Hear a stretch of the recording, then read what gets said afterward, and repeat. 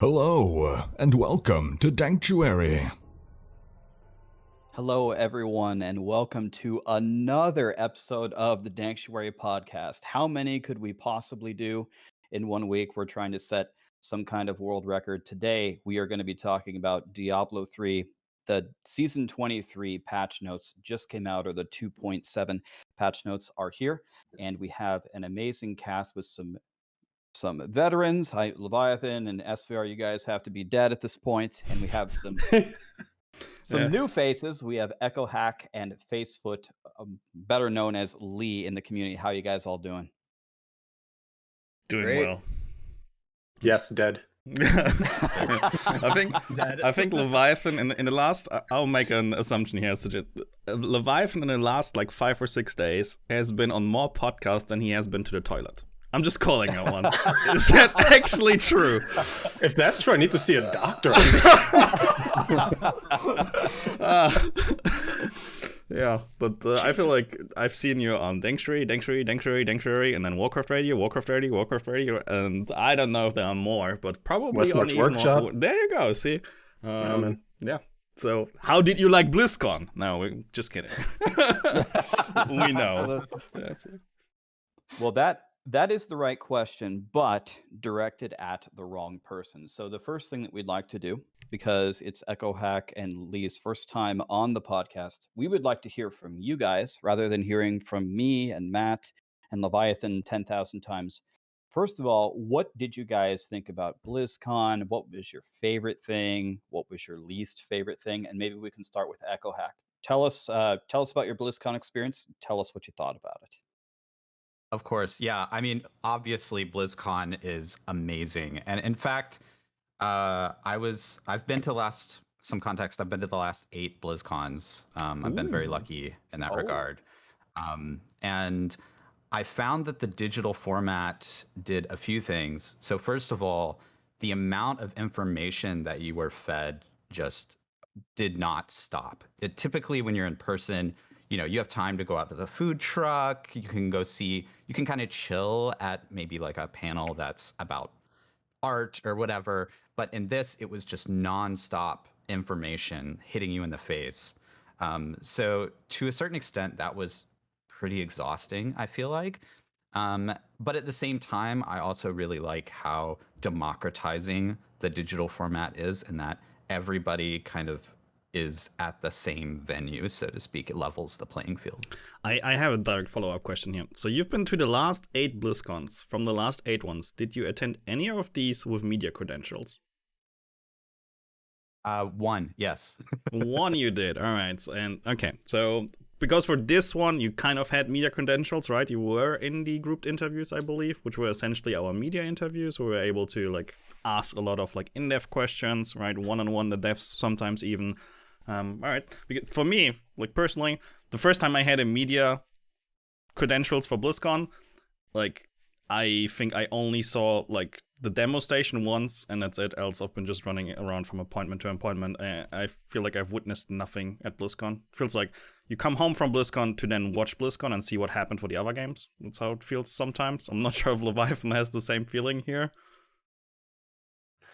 I don't know. Like, I think Echo made kind of the best point. Like the great equalizer, if you will. Like the information was like, for instance, we were just talking about before the podcast started, having a hard time almost thinking of like, what's my content like layout going to be, and when do I spend time between watching stuff and putting videos out and everything. And so I don't know. To me, this BlizzCon felt more equitable and more open, and I like this format. Mm-hmm. I mean, even when you're there in person, there are certain panels that people just want to be at, right? They want to be at the WoW What's Next panel when it's a expansion year. And there are some times where they have to close the stage out and you can't even get a seat. True. So the fact that you can be at every panel because you want to be there is, I think, really huge. Fair enough, yeah. So what was your favorite announcement, Echo, that came? If you could hone in on one thing, what was the thing that you heard and you're like, yes, this has made my BlizzCon this year?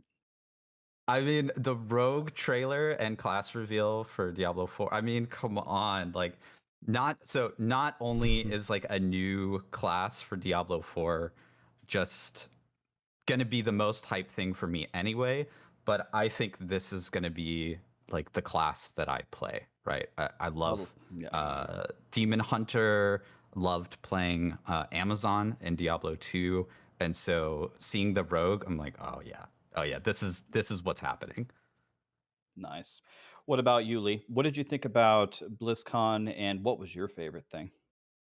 So I had a lot of fun watching it. Almost complete opposite to Echohack. I've never been to a BlizzCon. Every BlizzCon information I've gotten is just watching it online or, reading about it afterwards. But, you can't beat having 3 different Diablo titles being, one of the main stage things being talked about when we're used to, honestly not getting so much for Diablo hype. So, that alone was awesome to see. For me, between the 3 games, I played a ton of Diablo 2. There's already, Project Diablo 2, Path of Diablo 2. So, there's already things out there for that. Diablo 4 is down the road quite a ways. So for me, the most exciting thing was, more Diablo Immortal announcements, which they didn't make a lot. But for me, I really liked hearing Wyatt talking about how there's going to be like an extensive end game, how there's going to be a ton of different ways to progress your character. And, you could just tell the way he was talking about it that, I think Diablo Immortal is going to have a lot more to it than people expect. And it's kind of a new horizon for that type of a game. So to me, it's very interesting. So I thought that was, to me, the most exciting thing that I got out of BlizzCon. Is it fair to say, I think for all of us, I think all of us really put a lot of time into Immortal. I was seeing you guys as I was running back and forth all the time. Is it fair to say that all of us are more hyped for Immortal now after playing the technical alpha than we were before? Leviathan, what did Oh, you think? hell yeah. 100%. Yeah. And it's been something that the devs have been saying too, that playing is believing, I think one of the big, it actually ties into this whole BlizzCon conversation that like a lot of people's first brush with Immortal was the, you can call it a botched announcement, but also just seeing it on screen versus being at the venue and getting to play it. And for those that were there, it was a lot of like, ah, man, I wasn't really hoping for this, but I played it and it actually wasn't that bad. And then now that we've gotten to do the alpha, it actually is way better. There was way more stuff to do. Like it felt a lot more fleshed out. And this is only the beginning. Like Facefoot was mentioning, we get this inclination or this idea from Wyatt that there's so much more coming. So yeah, I think a lot of us have gotten on the hype train. I couldn't agree more. Like gaming or playing it is believing. What a question. I'm not sure what the exact phrasing was again, but yeah, it 1000% applies to Immortal. Like try not having a super manifested opinion until you actually have it in your hands. That would be my warmest recommendation to anyone listening in, even if you felt like 2018 was hard on you, and still is. It was also for a lot of people on this panel. Give it a try. That's my takeaway. I didn't grind as much as Leviathan. I mean, that was kind of hard. But yeah, I still enjoyed my time incredibly. And if I could have invested more time, I would have. Did any of you guys on your streams? I got accused of this, and I thought my community would know me a little bit, a little bit better than that. But people were asking me, did Blizzard pay you to say that it was a good game? I mean, wait, I mean, you guys got paid? Did you guys? You guys got paid? I mean, exactly. People were asking, like, there's no way you actually think this is a good game, Rax, right? I mean, were you guys getting any of that? I mean, it was actually a good game, right? You mean questions or payments? Sorry, I had to do it again. You guys got paid. But Yeah, you didn't get your check? Yeah, I mean, yeah, those questions, even though like maybe not directly, but like, aiming at it kind of, yeah, happened. What a question, sure. I think it was worse in 2018. I specifically remember a stream I did with Leviathan, which was the what was it, like at the pool on the rooftop thingy, where we did like a stream on my, so I had like a mobile streaming setup with me. And from our hotel, like we had like a pool at the rooftop, right? And we were just sitting there. And we decided to, just stream and talk about BlizzCon, right? And this was right after the Immortal announcement, right? And we were just discussing the potential of a mobile game, and we were not outraged, but we were really unhappy. And we felt like we made it clear that we were not happy. Chat had a different interpretation of how we kind of reacted. Apparently, we didn't have enough burning pitchforks in our hands when discussing Immortal. And at that time, so I flew to BlizzCon. I was still a fairly new streamer. I had like 4,500 followers at the point when I flew to BlizzCon. When I came back to 3,800 followers. And I think it was like minus 600 in this one stream. That happened. So people were... they were looking for people to burn. That's how I felt. What can you do? Savage. That was 2018. So hopefully with the Diablo 2 remastered announcement, with the Diablo 4 hype coming, it's going to ameliorate that situation, and people will come around to trying this game, because at least in the alpha it seemed pretty good. One more quick comment before we dive into one more quick topic before we dive into all the D3 stuff. There's a lot of guessing going on about the 5th character class with that outline that we see on the Diablo 4 website. And there's been I know Matt and Leviathan and I have had a chance on the podcast previously to make our guesses, but maybe we can start with Lee. Lee and Echohack, I'm interested to see. People are talking about, we're missing like the holy specialization, or we're missing a summoner. What do you think it's going to be, Lee? And I guess what also would you like it to be? Or are they one and the same? So I was watching Riker yesterday while he was coloring all over the shadow and, making guesses. Everyone was having ideas about it. And when I see it, it's like, I think it's going to be like a Templar, especially based off the shadow. It's like, you guys ever seen Indiana Jones and the Holy Grail when he goes into the Grail room and that Templar's in there? That's the dude in the shadow. That's him. One for one. He is going to be the character. Like, you've got the chainmail headdress, like the almost looking like shoulder pads. Like, we need a holy class. We need somebody who's wearing some armor. It's like, I'm all in Templar. Take it to the bank. So is that what you want? And let's say it was a Templar. If it was the Templar, what class would you play at launch? Well, I mean, I'm already playing Druid. I don't care what easy. I don't think of it as what I want. My opinion is as shit as anybody else's individual opinion. I'm sure Blizzard has a much better grasp on what to do than I do. So they can take the wheel there. I'm playing Druid regardless. Okay. Echohack, what's it going to be? Is it going to be a Templar? And whatever it's going to be, what are you going to play? Yeah, so I guess you can approach this question from what does the game need, and what do I want? So first of all, I think the game needs a class that has a way to buff other players with some sort of aura or like consistent buff. For Diablo 3, that was the monk, right? For Diablo 4, a paladin or crusader or Templar, whatever that holy class is, well, I think fills that need. For me, I'm playing the rogue. We've already decided. Hell yeah. So I might have a kind of a unique situation here. So usually my favorite class is Barb. I played Barb in D2. I played Barb in World of Warcraft, or Warrior in World of Warcraft forever. I have the most hours on Barb in D3.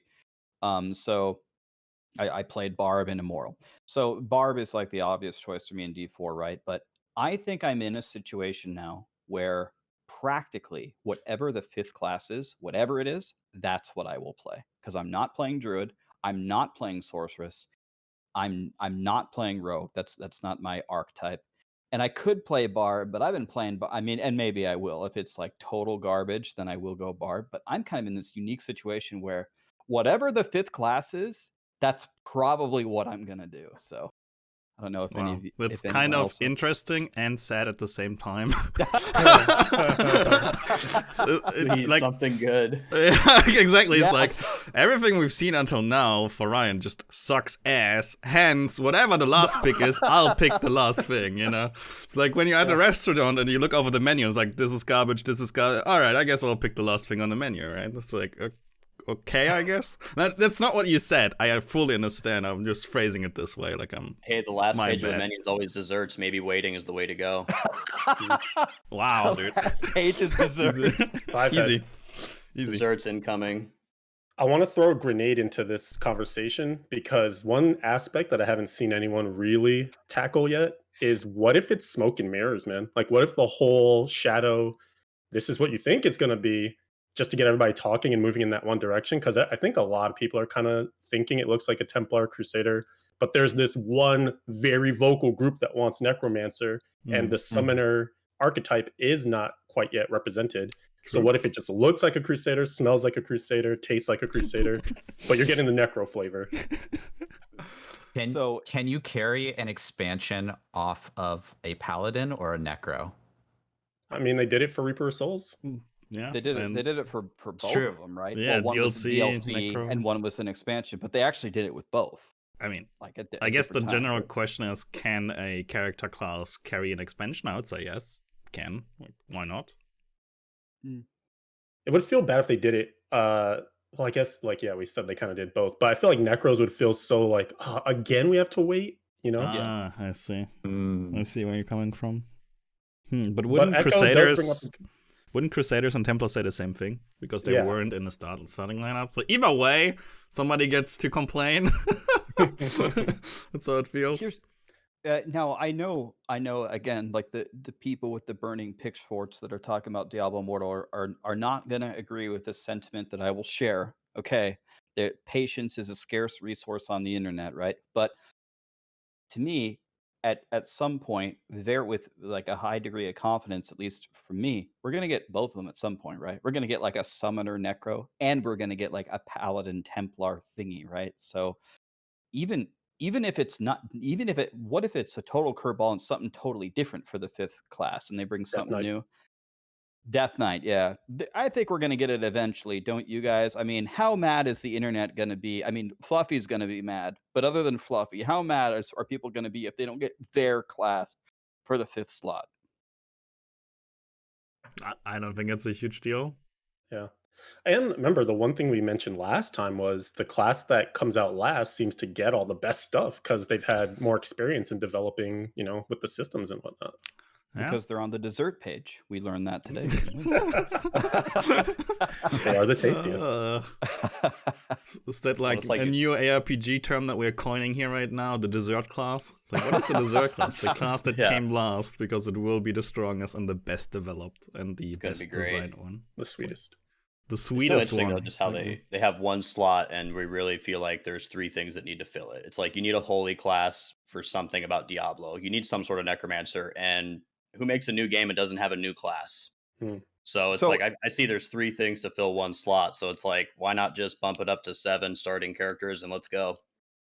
So, one more question. So that I don't know if we've explicitly talked about this on the podcast, and I think people might have very differing opinions. Is the rogue class a new class? I'll ask Echo first. Is the rogue class a new? It was literally in Diablo 1. Okay, so we're not talking about lore. We're talking about skill fantasy Class and combat design. fantasy. You're talking about skill fantasy here.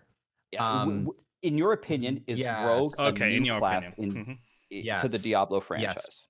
It is a combination of the Demon Hunter, the Amazon, and the thing that we really haven't seen combined, and the Assassin from like Diablo 2, right? So like the Assassin, people loved Assassin Diablo 2, but Assassin couldn't shoot a bow, right? I think it's you know, it's like a genre remix of music, right? People have played the fantasy before, but only like half of that fantasy. All right. I go ahead. I was just going to say, I think that leads me to disagree. I think we actually, if you say to me that you're taking a bunch of old skills and just slapping them onto a new package, that's not new though. That's like a rebrand, but it's kind of the same thing. Like Works you're for still- Apple.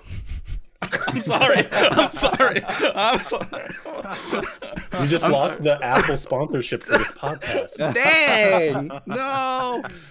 Delete God. VOD. But I think you could argue it both ways. But in my head, at least for me, I would say if I was seeing like brand new mechanics, and maybe you could kind of argue that some of the like skill infusion stuff and the specializations are, but maybe they're not though. I don't know. To me, I just lean more in the direction of this is something we've seen, but just with a new coat of paint. I like the. So I see where Leviathan is coming from, and I agree that to answer this question, it's kind of how do you interpret or see questions, or what defines like a class for you, kind of. To me, I'll just say we already had it, and the reasoning is super ridiculously simple. It's very simple to me. It's like, can I in the character selection screen select a rogue? If so, then there's a rogue in the game. What skill set he exactly has and whether or not the lore needs to be the same and all that stuff, I don't really care too much. And the reasoning is, when I know there's a sorcerer in the game or wizard in the game, I'll pick it. I don't really care if there's Blizzard in there, Hydras, Frostbolts, Frozen Orb, and all that stuff. It doesn't really matter. It's just a fantasy of like, ranged spellcaster that needs to be fulfilled, and then I'm happy. And to me, it just really boils down to, can I select it at the campfire? If so, then yes, the class exists. There is more to it. For some people, it will be like, yeah, if the lore overlaps, then it is a rogue. If it's like combat, then it is a rogue, and so on. So it really depends on how a person defines what a class is for him. For me, it's fairly simple, I would say. Very simplistic. How do you feel about that one, Lee? I mean, I appreciate how I see how there's something new about it. How, it's kind of a mixture of past classes, like Echo was saying, the Amazon, the Assassin, the Demon Hunter. So it's like, I appreciate how it is different, but I guess to me, it doesn't feel like a completely new experience. Like I've had those experiences on those classes, playing Demon Hunter, playing Assassin, playing Amazon. So it's like kind of putting them all together is a unique approach to a new class, but it's like, I still feel like I want something truly new that I've never played. Like I want to see skills and mechanics that I'm not familiar with in the Diablo world. It's like, I need something to excite me like that, not just like reworks of things that I've been doing for the last 20 years. That's kind of how I see it. Yeah. So let me tell you where I came up with that question. So before BlizzCon happened, I was, there were a lot of leaks everywhere. Everyone claims that they know what's coming, and the strongest leak that I saw, the one that had the most, the one that seemed to be the most logical, is that the last two were going to be Amazon and Paladin. So I was sitting there expecting to see one or the other.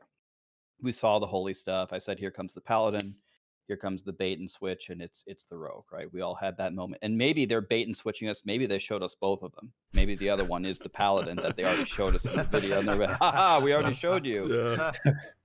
Yeah.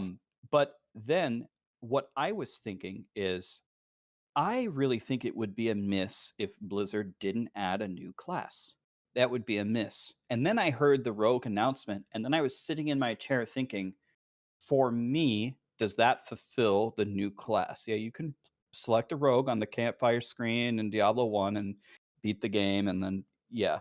To me, because the order of magnitude in the content in the game will be so different, Diablo 1, you can just blitz through so quickly. For me, personally, it fulfilled that. I was like, okay, maybe this is new enough to now Blizzard can use that fifth slot for something that they've already literally done, like a necromancer. Like that is copy and paste in every single game, or a paladin or something.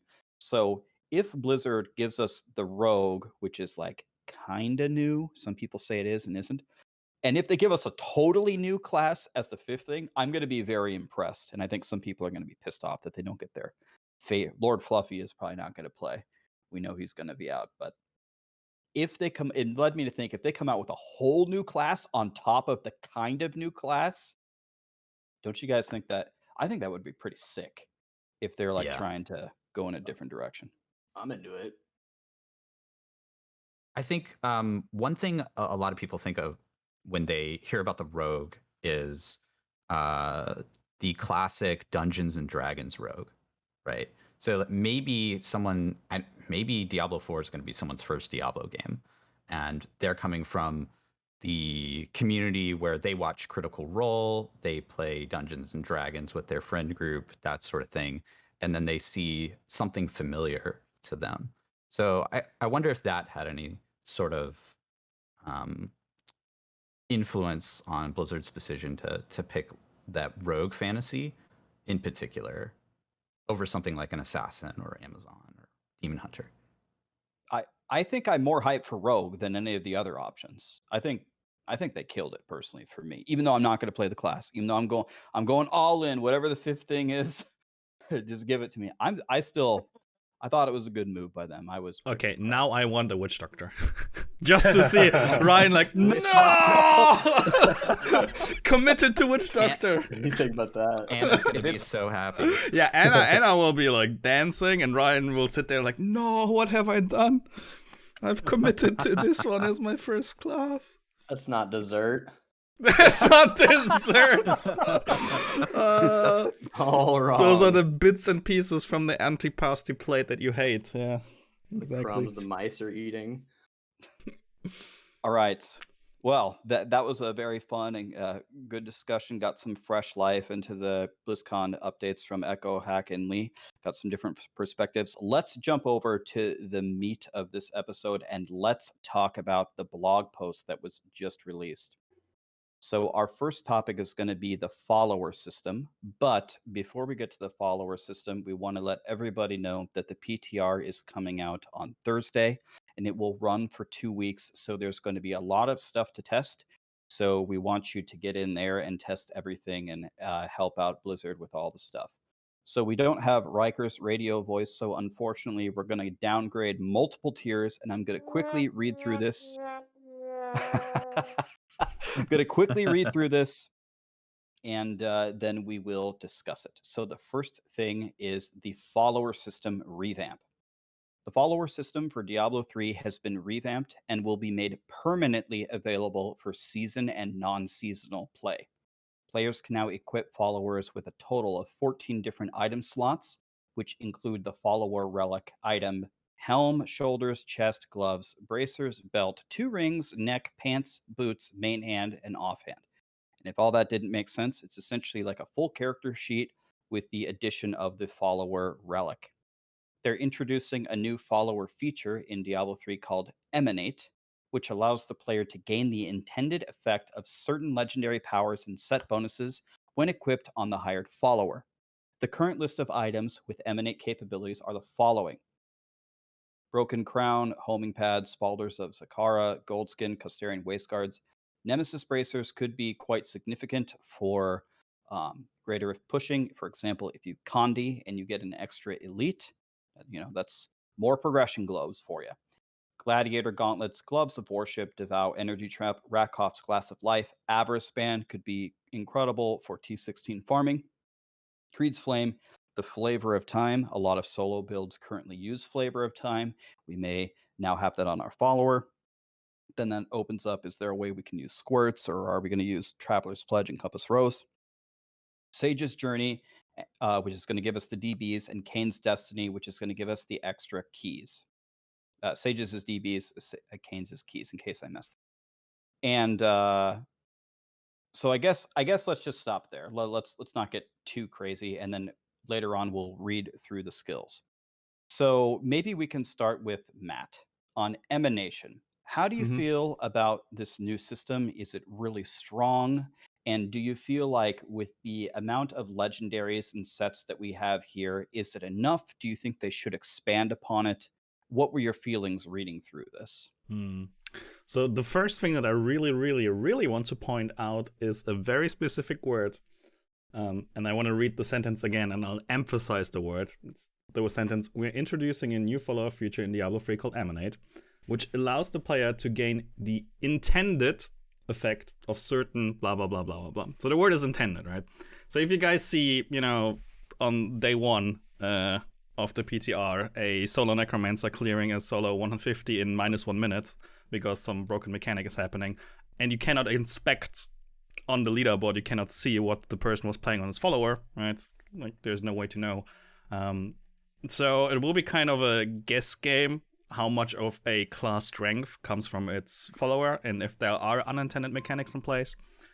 So it will be kind of hard to debug, kind of, right? If you see somebody perform real well and you're like, I'm playing the same build, but you can't see his follower when he does a solo clearance. Like, so is some power coming from the follower? Is there a follower setup that I'm privately missing, right? And you can't really check. So this is, to me, a slight problem for PTR testing, when it's unclear what a different person did actually do and whether or not he's willing to share how he equipped his follower. So I expect some unintended mechanics that we'll have to try to figure out during PTR. I think this will be a lot of testing overall. When it comes to the emanate system itself, well, for people that are diehard group grinders, there's not much here for you, except the question how Ashiaros will work, kind of. For the people that really enjoy playing by themselves, and that like to do, solo cell phone sometimes. Are we like not doing phrasing? Those people might find a couple of things in here that are very enjoyable. Nemesis bracers, Varese, more options. You can do DBs and canes and all the Gucci stuff, and you don't feel bad anymore because you have to make choices. So on that end, it's acceleration for solo players. I wouldn't say per se like reinforcement that now you must play solo. But on that end, I like it. Like, I've been playing like 3 seasons of solo self-found. I think Leviathan and Echohack have played more than me overall. Pretty certain. They definitely have like more time invested and way higher Paragon than I ever had in solo self-found. So it will be interesting to hear their take on this one. This is essentially my summary on Emanate. For group grinders, meh. For solo people, yay. That's my takeaway. Okay, so Leviathan, tell us the things. How do you feel about a big solo blaster? This is huge. Oh, this is amazing. So right off the bat, I'm really excited to see this. And I think one of the things that'll instantly come under fire is why these powers and why not more. If you look at some of the things on the list, it's like one option per slot, really. Like Broken Crown is literally the only helm here. Makes you wonder, why not Leorix? Maybe there's something I'm overlooking there, but it seems like that would be a pretty solid choice. And then in other slots, you could also run that same calculus of, well, there's probably other options that could be more useful here, or just provide more options. This could be kind of getting the system out the door, and they can add more to this later, since we also did get that note that this is permanent beyond season 23. This is like a base game addition. So that's pretty interesting to think about in and of itself. One thing I really enjoy here is, or I guess 2 things actually, the sets I like, because I hate the meta of like, let me carry canes around in my bag and then swap into canes for the Rift Guardian kill and like kind of pull that off. This is just nice to like ease that quality of life of, okay, we're not cheesing it anymore, if that's what you label it as. So that's kind of nice. And then also, I think Hellfire amulets might even be back on the menu too now. So it's actually bringing back some old content that we kind of have neglected since amulets power crept so much. Say you can't figure out a way to use squirts, endless walk doesn't make sense for your setup, flavor times on your follower, maybe now you go to Hellfire. So some cool things being reintroduced here. Yeah, that reminds me of the discussion that we were talking about on the Diablo 4 podcast about how, like, that unnecessary, well, that's the wrong word, but that tedious microwing of changing in canes and sages, and that's stuff that we're trying to avoid in D4. It's not fun in D3 either, so it's going to help you a lot if you're playing solo. A lot of people do group farming for keys and stuff like that. But this is in solo. Lee, what do you think? Emanation. I mean, I love the sets. I like how it adds a lot of quality of life to, like you guys were saying, just solo play, key farming, death breath farming. It seems to add a lot of simple quality of life changes there, like not having to carry around that gear.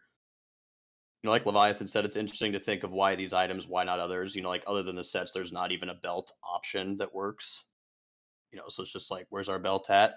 But then also, it's just like, I mean, people who do push a lot of solo. I mean, I spent a lot of time just trying to push solo, but it's like now every single solo push is double conduit with a NEM on your pylon. So now we're just, I mean, is every single solo push just fishing 2 maps, condi between, minute conduit, and, focus on RGK? So it's like, I don't know, it's like pylons and Flavor of Time in general were a lot of power added to the game. So now to like permanently have both always seems just I don't know. That's a step in the direction that I don't like going. It's like I wish the game would peel back from how power scaled it is. So now you give everybody permanent flavor and solo. Just it's just cranking up the numbers. Yeah, So a little so hesitant on that. you bring up a good point, which I didn't think about until just now. But for a lot of solo clears, the ultimate dream is to get a one floor festering. You open a festering woods and you clear it on one floor. And you don't have to go to another floor, right?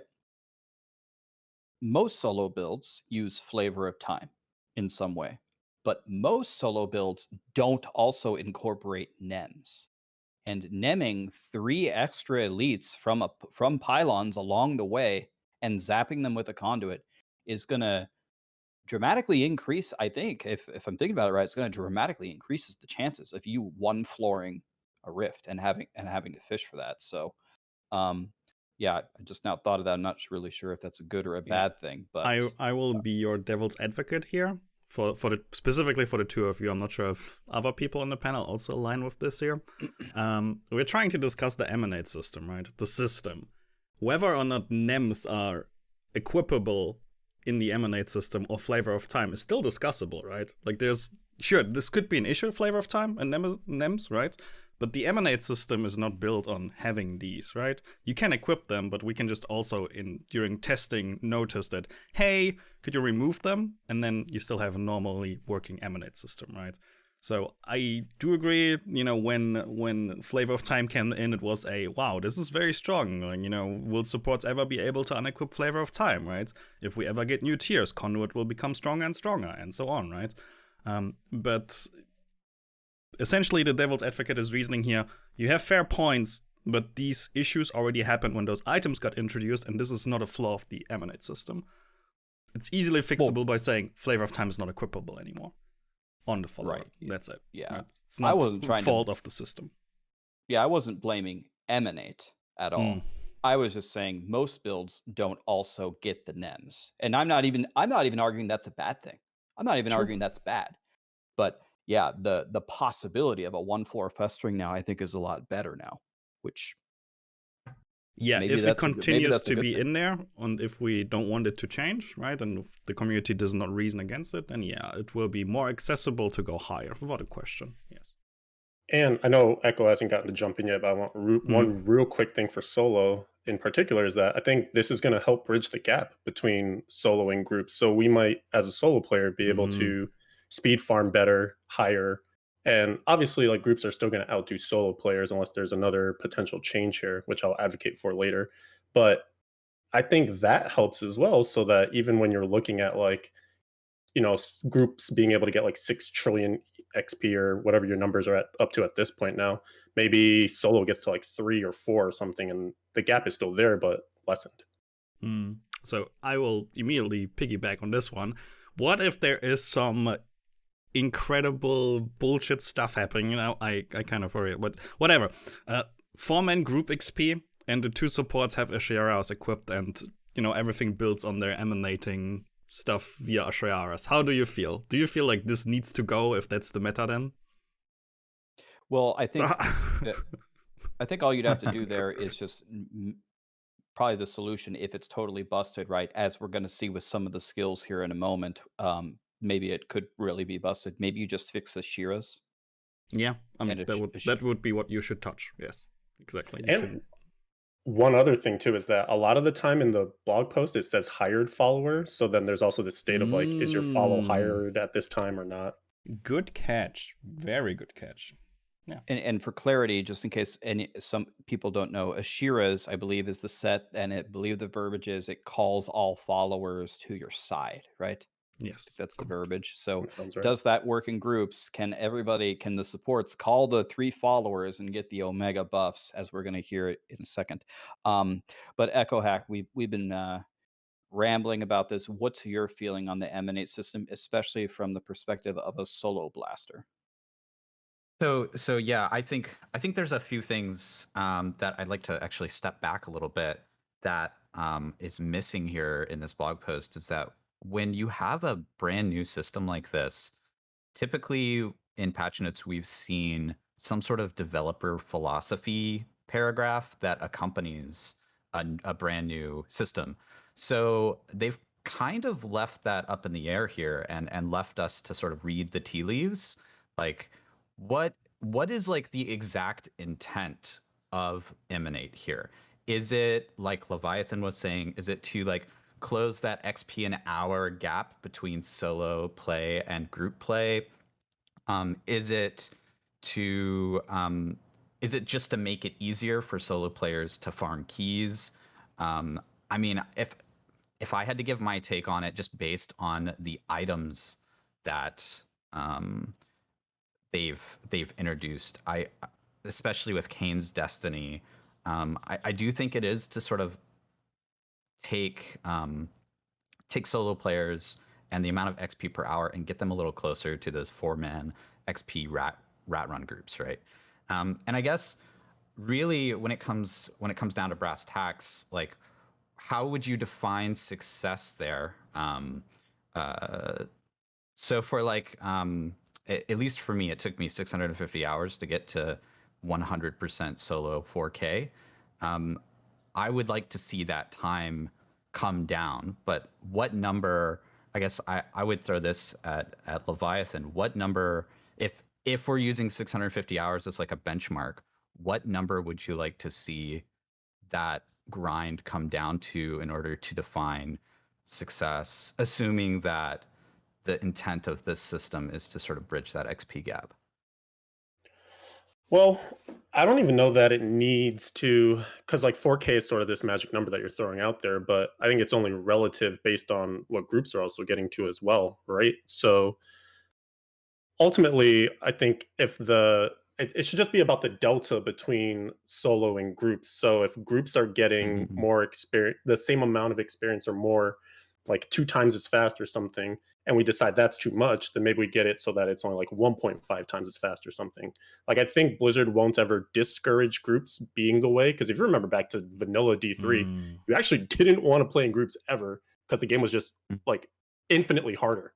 Get out of my game. Yeah. Exactly. I don't think they want to go back there, but I think there should kind of get to this point where you're like, as a solo player, I actually don't feel bad about not being able to find a group right now because I can farm almost as good as, some of the more mediocre groups or something. Like, we're never going to beat a Rax group or something like that, but we can try to do as well as like some of these like ad hoc groups that come together. I would say that's a good place to be, right? Like, where solo play is closer to group play, but it doesn't supersede it, even for the like highest tier players who are, porting back to town as they're upgrading their gems and like everything, right? It should. I think group play should still be the most efficient way to grind XP in the game, personally. Do you guys feel, and maybe we can throw this one to Lee, do you guys feel that Blizzard is doing something on purpose here, which I think is smart? Because I think human nature, and I can say me personally, I'm much more upset to lose something than I am to gain something, right? So when I read this list of items, believe it or not, my initial thought was it could have been way more powerful than this. They could have allowed Captain Crimsons. They could have allowed Awe Guilds. They could have allowed Focus and Restraint. Oh my God. They could have allowed Endless Walk, but they didn't. And a lot of it is focused on T16, but some of it is will be for GRs. And to me, I think that was a cautious implementation, which is also kind of smart. They want to see what Matt was saying. Are there any game breaking? Can they already break it with this stuff that we gave them? And I'm wondering if they plan to iterate on it and say, all right, here you go, guys, take a broken crown or take a Leorc's crown. Oh my God, now they have enough cooldown. Now they can do this crazy thing. And now this class is soloing 150. Do you guys think, and maybe we can start with Lee, do you guys think that they took a cautious approach to the launch on purpose? And was that the smart thing to do? I definitely think it's a smart thing to do, and I definitely think it's a cautious approach. I mean, again, most of these items are, borderline silly or just good for T16. I mean, if this list was a robust list of most items in the game, we'd be looking at not 4 cube slots, we'd be looking at 20 cube slots, So it's like, you got to kind of think of it like that. I mean, 1 cube slot adds so much power. If this was an array of most of the items or sets in the game, the power levels would be outrageous.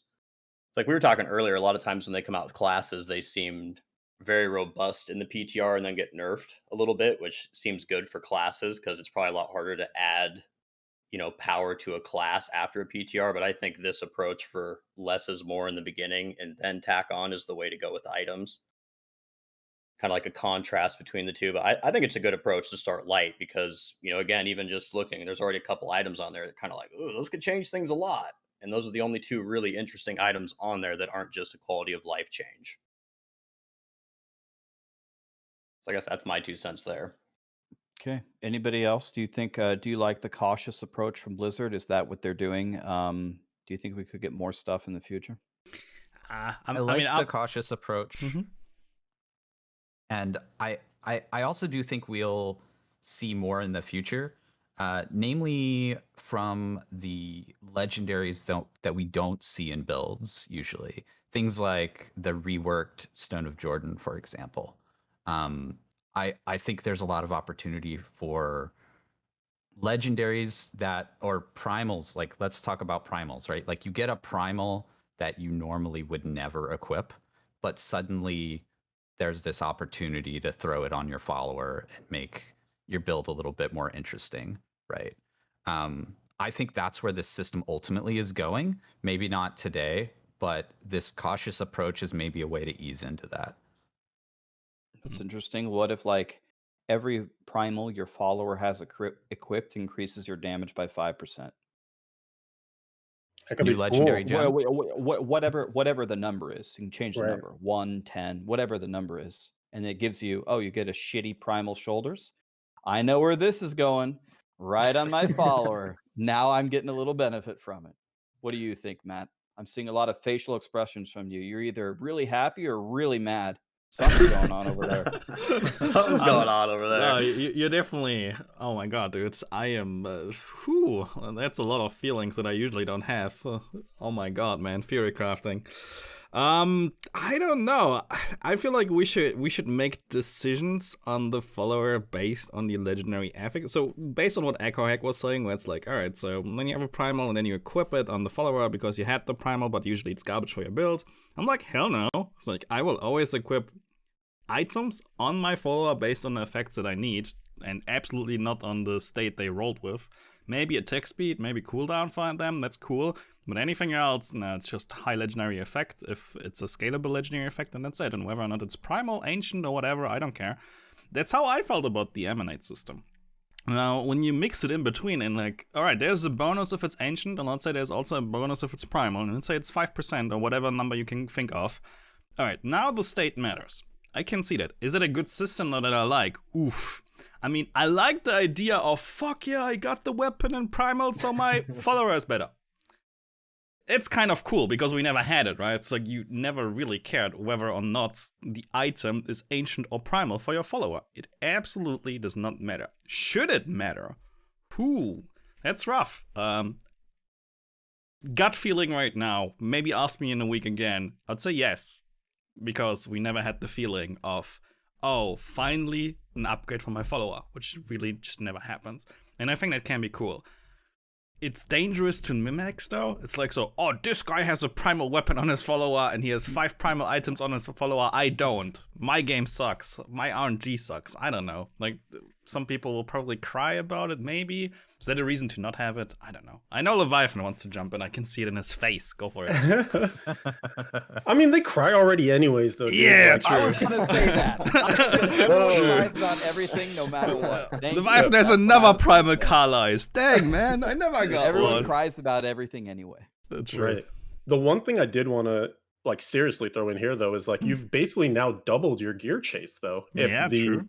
If the gear state on your followers matters. So even beyond just like, cool, I get to care about what my follower is wearing, you also just care about what's dropping in your game beyond like, I mean, maybe week 2. Like now we care about up to like week 4 or something if you're super lucky. Yeah. But that's kind of being a little silly about it. But you know what I mean, right? Like this will hopefully, if there was some extra thing tied to it, and we will get to that with like the main stat of your followers mattering for some of the scaling of the skills now. Maybe you're augmenting your followers now. Maybe you do care that the ancient tier gets you a bigger amount of main stats. So some things there, some legs. You know, in Diablo too, I mean, gearing up your follower is a huge part of the game, and their Yeah. power level gets outrageous, and there's a Yeah. million different ways to do it to make them kick all sorts of different ass, and it's fun. So bring it Yeah. on, D3. Let's go. There's so much in there, like equipping like an infinity on your follower, which is like ridiculously expensive, and And it it changes breaks your whole character yeah, too. it breaks And immunities for and you get to watch them one shot Wow. people. It's great. It's amazing. Yeah, true. Like follower D2 was kick ass. If they want to live up Alright, to this one, that's a good way to do it. So the hype is definitely building around this follower thing, and let's continue with the patch notes here, because we're going to get some more information. Let's talk about the changes to the follower skills. And Matt, I think I'll skip reading the on the scoundrel, the crippling shot, the power shot. Let's go down to where it says skill rework, and let's start there. So let's talk about some reworks. I'll talk about them. Let's go all the way down through the through all of them through the developer's note, and then we will come back and talk. So, starting with the scoundrel, with the skill rework vanish. When you take fatal damage, the scoundrel conceals you from enemies for 3 to 7 seconds based on the scoundrel's dexterity. As Leviathan said, that's a main theme you're going to see. Stuff is going to be based upon the follower's main stat. And another thing that we'll have to keep in mind as you think about these skills is it may be critically important to have insane cooldown on your followers. So one thing that I was thinking about reading through this as I read through it is um, so Captain Crimson's does not emanate to the player, but do I put a Captain Crimson set on my follower, and does that work to reduce their cooldown so they can give me all of these cool skills? Anyway, skill rework vanish. When you take fatal damage, the scoundrel is going to conceal you for 7 seconds. It's based on the dexterity, and it prevents your death. So Crusaders can now die 17 times in a row without actually dying. Okay, new skill, Knight's Veil. The scoundrel launches a cloud that covers a 20-yard area and lasts 5 to 10 seconds based on the scoundrel's dexterity. All attacks against enemies that are inside the cloud will be critical hits. This is probably the sickest one. So let's read this one more time. The scoundrel launches a cloud that covers a 20-yard area and lasts 5 to 10 seconds based on the scoundrel's dexterity. All attacks against enemies that are inside the cloud will be critical hits. We're going to come back to that, but that seems totally insane. New skill, Piercing Shot. Ranged attack that pierces and increases damage done to enemies by 10% for 3 to 6 seconds based on the scoundrel's dexterity.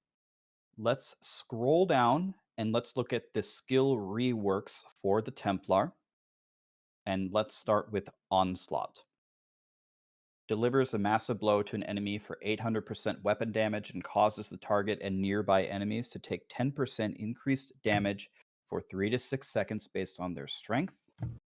And Guardian, when you take fatal damage, the Templar will rush to your aid, knocking back enemies within 15 yards, healing you for 15 to 25% of your life based on the Templar's strength, and shielding you from all damage for 5 seconds. So something like another cheat death.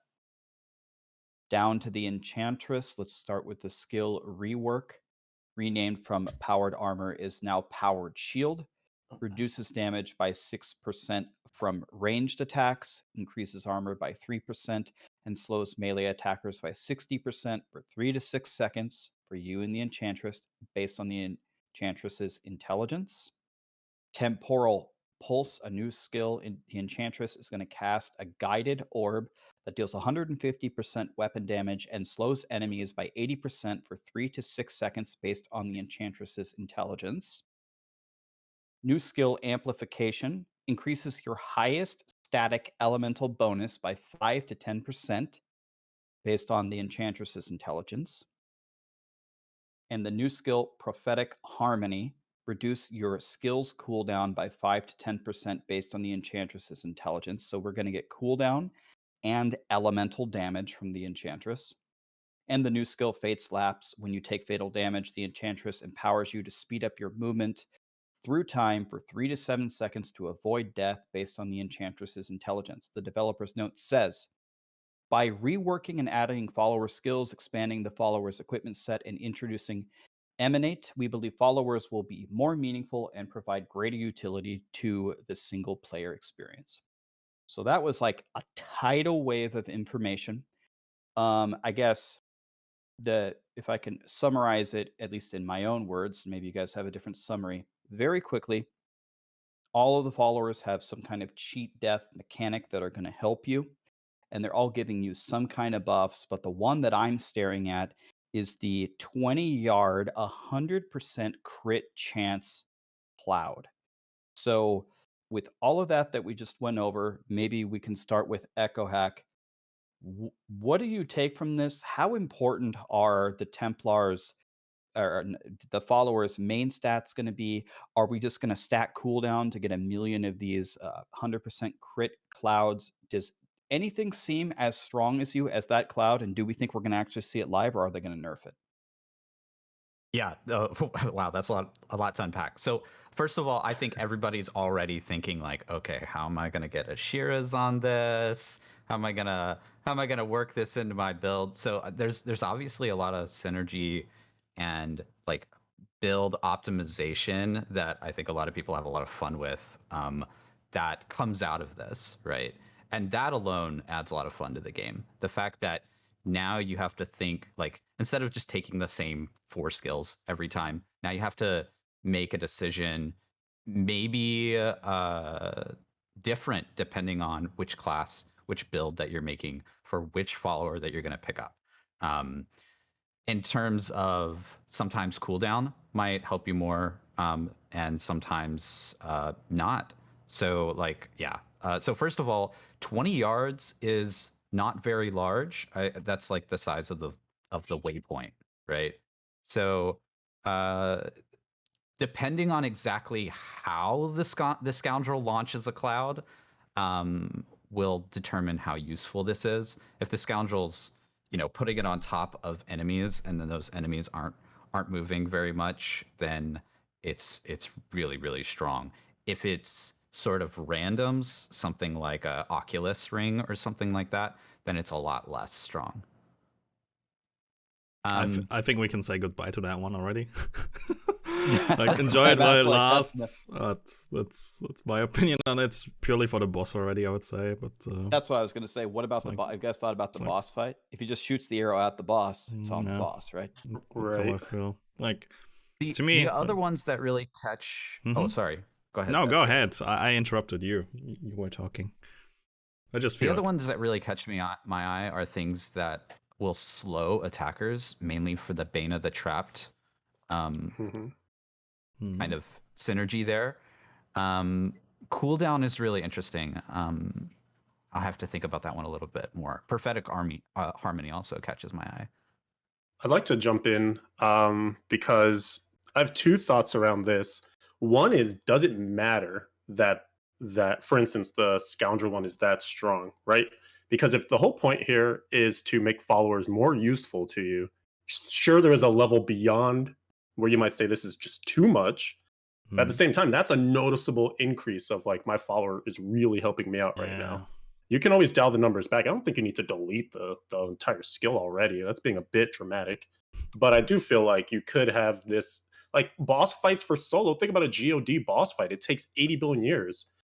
That would be super helpful if like somehow the stars align. I get my wolf. I get my, I don't know, Oculus. I get my COE, and he throws down the thing for auto crits. Like, that'd be insane, and you'd remember something like that. So I think it kind of like makes cool moments happen. But whatever, it's pretty insane. I'll give you all that. The one thing I want to mention is we're looking at changes to followers here. And one of the huge things that Rax is really keying in on is that we need to know what the cooldown of some of these skills is going to be, because some of them seem really strong.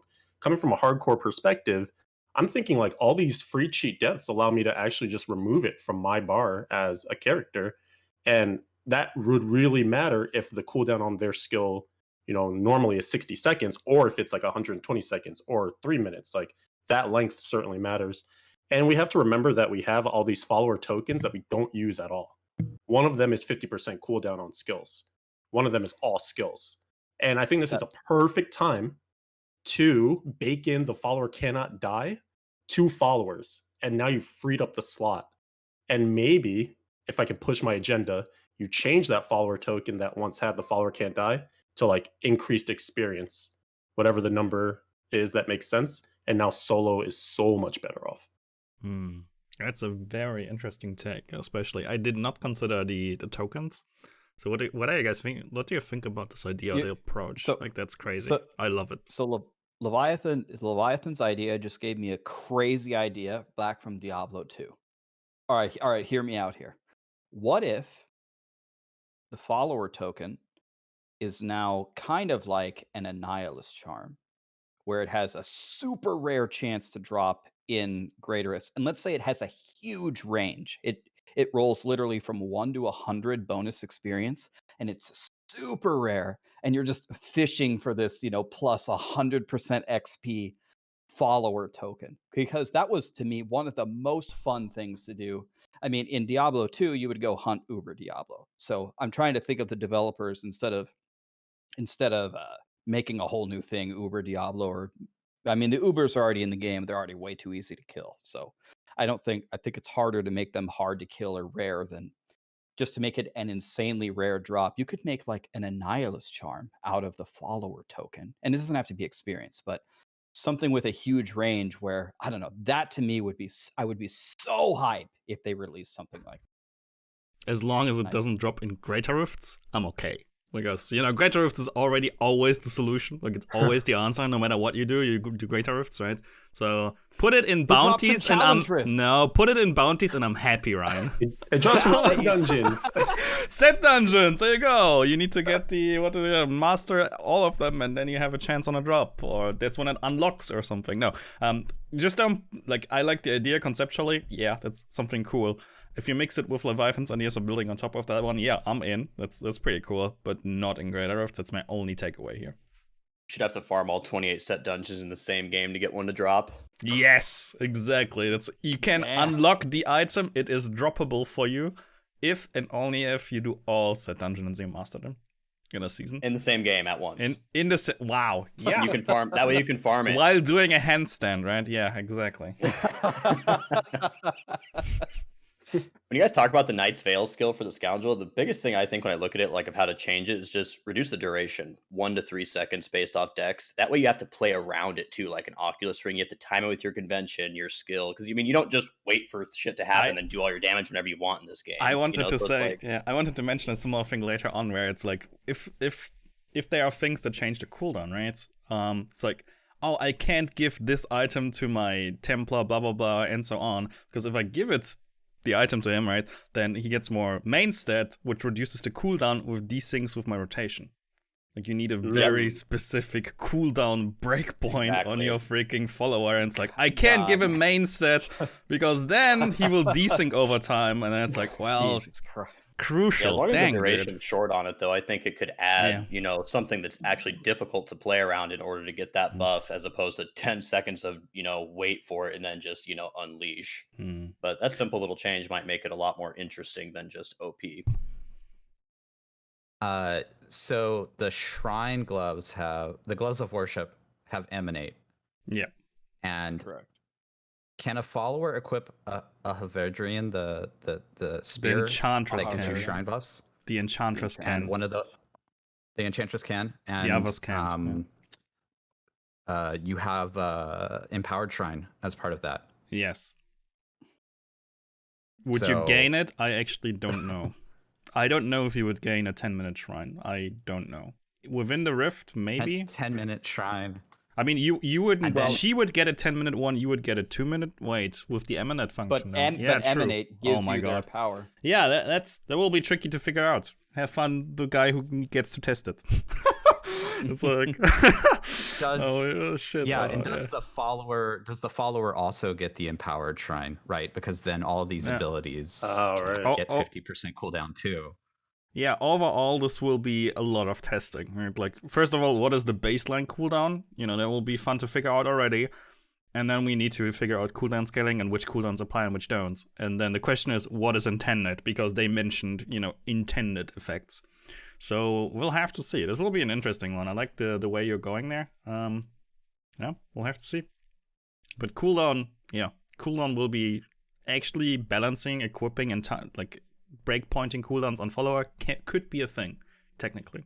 Oh, one thing that you just reminded me of. Do you guys feel like the notes, and maybe I guess this applies to then when it's in game, could be more specific? Because they tell us that there's going to be 3 to 6 based on the strength, but what are the breakpoints? Yeah. Like, how much strength do I Always. need? Do you Always. How does yeah. the Enchantress cheat death is like you move through space and time. What does that mean?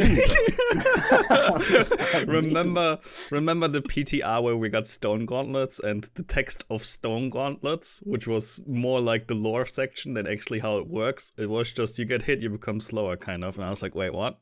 What does this even mean? It was like, what happens here, right? And then they changed it later to, explicitly state what happens there. I agree. Like, I usually, this is one of those things. I think we'll never complain about too much information on this podcast. It's like, oh, they gave us too much information on this. It's like, this is unacceptable. That will never happen, right? So, there's one thing to mention though. Like, where's the line for you here? Let's say they would change proc coefficients, which is very technical, and a lot of people would get confused, right? Do you feel like a change like proc coefficient should be mentioned in patch notes, or is the line crossed? And if there is a line for you, where is it?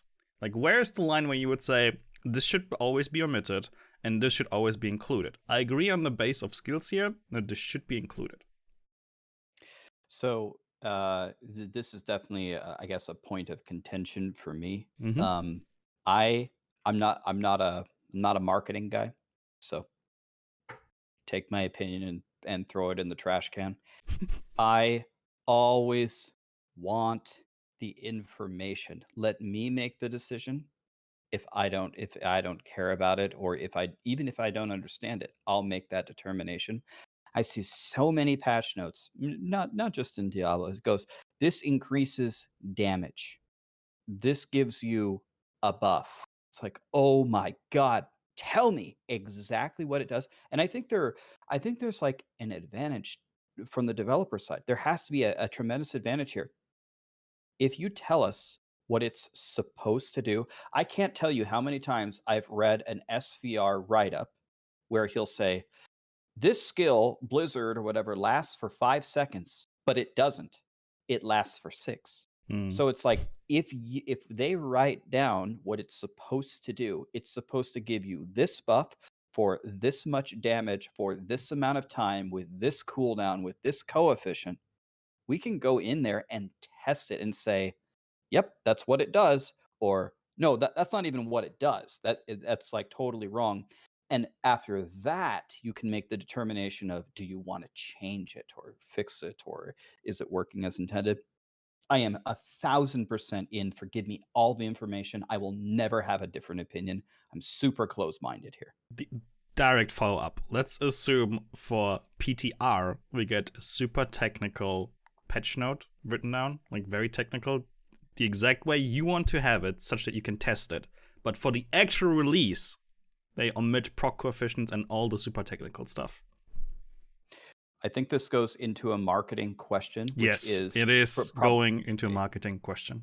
The most important thing on Blizzard's agenda is not if Rax is happy reading it. The most important agenda is for the large majority of the population reading it, do they understand it and do they feel good about it? I am certain that reading the proc coefficients to them is not what they want to. And maybe there's a button that says high details show details, and you click it or whatnot, and it has all the extra. That's my first thought. High details show details. Click that. If you just want to read in plain English what it does, that's fine. But there's a marketing advantage to dumbing it down, and there's a technical advantage to telling players what it's supposed to do, because then we can test it, right? How do you guys feel? That's just my very, very strong, severe opinion. I mean, I feel like the first thing I feel like is I can't even get developers to write good git commit messages. So I don't even know if, like, internally at Blizzard, is it even possible for them to communicate internally that level of detail, let alone convey it to the player base, right? Assume it could. Yeah. I get the I mean, infrastructural if it- question here, but I assume it could. That it's possible. Man, if it could, then they've discovered some technology that exists nowhere else on the planet. I mean, at a certain if you go all the way and you want to be really technical about it and you want to talk about like server tick rate and other things like that, like at a certain level you have to like read the code to like even understand exactly what's happening, and I don't think we're ever gonna like get there. That's impossible, right? So we have to accept that there's going to be some sort of lossy ability of information to get out about how exactly mechanics work. So like I don't know, where's the line for me? I don't know. I think testing is always going to tell you more information than what the patch notes are going to say. So I'm always going to go do the testing. Yeah. So yeah, that's a good point. I mean, any patch notes can tell you that pigs can fly if you throw a pig off of a building. Not PETA. Don't. We lost the PETA sponsorship. We lost the Apple sponsorship in one podcast. Until I see a pig flying, I'm not going to believe it. Yeah. Any other strong viewpoints? Lee, do you want to see all the details, or are you just kind of glossing over and don't care too much? If I pull up patch notes and it looks like a 20-page research thesis, I'm not going to read any of it. See, I like that's my 2 cents. Yeah. I want to read things like pigs can fly, dogs can't. Like just give me the quick information that I need to get in the game and make something happen. It's like I don't care if it's to the 10th power times 0.5, and then if you turn around 6 times, it'll do 5 more damage. I don't give a shit. I just want to see what's coming, get excited, and not have to spend all day digging through it. But I guess that's the more casual approach compared to most, I guess maybe you guys, I should say. I figured it out. Yeah. I had it too often. If you go ahead. If you open the patch notes and it's a PDF, then you failed. Yeah. It can't be a PDF. I like the idea of having like a button like stats for nerds, like it can just blow the whole thing up into everything you guys could ever want to know. But like I want it quick and concise. Just, high details, show details, and have it hidden by default. Have them hidden, so it's nice and easy. That's what he said. Stats for nerds. Well, I had it too often where I'm gonna like step out of my bubble of being like a high profile theory crafter for D3. Like in PoE, I had it too often that I opened patch notes and 6 hours later I was more confused than before. Kind of, right? And like during reading it, you have like 60 tabs open on the wiki, and you go from wiki page to wiki page to wiki page, and you just notice there is no end to it. It just never stops, right? And I don't want to give that feeling to anyone who wants to play Diablo 3, okay? Like if you sign up to do this in PoE, then you signed up for it. Congratulations, try to stay sane, Exile. Good luck, right? But in D3, come on. So this is just it for me. I will always say incredibly technical stuff. If there's a nerd button like Facefoot pointed out, let's go for it. But elsewise, no, dude, I don't want to sit there for 6.5 hours. Or I don't want anyone else to sit there 6.5 hours for a D3 patch. That's my takeaway. But imagine these moments with a patch note like that. We can't even scroll 1 inch without talking for 2 hours. I mean, we'd be here for 7 weeks trying to go through these notes, talking about it. Levi, how do you feel? You kind of omitted this discussion so far about this question. Yeah, I mean, I think ultimately there's a fine line.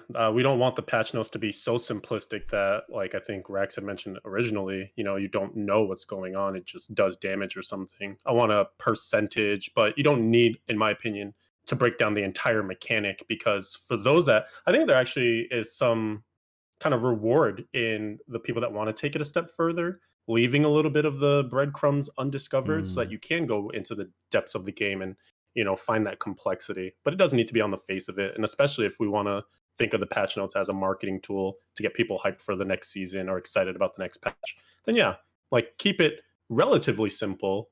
Do have it offer some information, but it doesn't have to tell the whole story. So so that's a good segue to kind of a lighthearted topic. Do you guys think that this patch is going to breathe life into D3 And do you think it's going to encourage players to come back and play, especially the solo players? Matt, how do you feel? Is this making it exciting to come back in and play D3? Or are you like, it's time to try out something else? I'm not too excited. All right, I'm going to attack this from 2 point of views, from 2 different perspectives overall. For the casuals that like to play a lot of solo and they despise group play, or they don't want to play group, or they don't have a group, whatever, hell yeah, they'll come back, they'll play. You know, the Switch guy, maybe the console guys, or somebody who just plays, you know, like 3, 4, 5 hours per week, mostly solo. But this one, I mean, we are not through the entirety yet, but as it stands, the people that really put time in it, like really, really put time in it, they are already, like, it's kind of the realization that non-season meta or builds are exactly the same as seasonal builds next season, which is already an oof from realizing, like, why should I start over here now? There's nothing really new to touch except for the reset. Right, that's already an oof. And then the realization it's mostly solo buffs, or, you know, the results are mostly for solo there, and group, well, you kind of lose the previous season buff. So what are you gonna grind for the next, like, I don't know how long the next season will be. But the people that really want to invest time, and the people that kind of must invest time, like you, Ryan, yeah, I think that's troublesome for you guys. That is how I see it. I'm not sure if you feel the same way. You'll have a better way explaining it than I do. But I'm worried for content creators that must put in time, and they'll have to figure something out for themselves, I suppose. Maybe SSF, we'll have to see. That's my takeaway. Yeah, so I guess my opinion, kind of earlier with the patch notes comment, I would, if on any given day, if I'm given a choice between getting something released that I care about or the community cares about, I will choose the community. Not just because I'm a great guy, just because I think it's better for the game, right? And yeah, I mean, the point that you made where there's no seasonal buff and, you know, all we have is a reset, it reminded me of something that Mr. Llama said. I think he was fighting with Fluffy on the podcast on Friday on BlizzCon Live. And Fluffy, I think it was Fluffy who said, you know, there's nothing new here. And Llama's like, you D3 boys with their have to have something new every 3 months. And oh my God, I can't have anything new. I actually, believe it or not, I actually started to think about what he was saying. And it was like, yeah, I remember when I was playing Diablo 2, I was just happy when they reset the ladder. And I was like, have I grown soft? Have I grown to expect all this new content all the time? And if I don't get it, then I'm going to be mad. And I was like, you know, maybe there's a point there. Just to intercept there really quickly, while he might have said, like, oh, you D3 guys, what he should have said, I feel like, is, oh, you all people that play other ARPGs, besides D2, you need the seasonal rotation. It's like, yeah, this is kind of how modern ARPGs are nowadays, where there is a content rotation that is usually seasons every 3 to 4 months, kind of. Like, if you think we are bad, check out the PoE subreddit when content feels light, okay? Check that one out. Pitchforks everywhere, burning subreddit. That's every game in the world, not just ARPGs. Yeah. Games these days create new content regularly. It's how you make a game fun. So why I agree, like, for the D3 guys, like, we are kind of used to it, but this is kind of for a lot of games, just not D2 anymore. So I understand where Llama's coming from, though, overall, with that statement. That's what I wanted to intercept here. Yeah, and what you two said is actually exactly what I was going to say. Is but then I started to think about the landscape of games in general. I was thinking, am I soft, or is, like, Diablo 2's thing more of like a prehistoric, you know, when the dinosaurs roam the earth kind of thing? So yeah, I'm trying to, for me in this patch, there is, for me personally, there's nothing there. I almost never play solo, and I can throw on a Flavor of Time and NEMS. I'm still going to be fishing for a 4-corner transformer fest. It's going to be the same thing. Group play is going to be exactly the same, and there's no seasonal theme. I will play the reset because the reset is enough for me. I just wonder how other people are going to feel, but I hope that people are going to feel good enough about the solo part of it. Lee, what do you think? How is the community going to react to this? I mean, obviously, solo people will be excited. Group people get nothing. Like we were talking earlier. I mean, I see it as we're coming out of a season where group play had essentially nothing. Shadow clones help you level up. They don't do anything in groups other than be an annoyance. The 4th cube slot was nice. So, I mean, we're running on 6 months of Diablo 2 where group play is the same group play we've been doing for 6 months. So adding no season buff on top of that is disappointing. Is it a breath of fresh air, bring people back? I don't think this will, but I think another point in the patch notes will. The, solo leaderboard changes that we're going to be talking about. That's what's going to bring people back this season. This follower stuff is a complete non-event, and to me, it's not exciting at all. This does not scream to me, guys, Diablo's back. Everybody, let's go.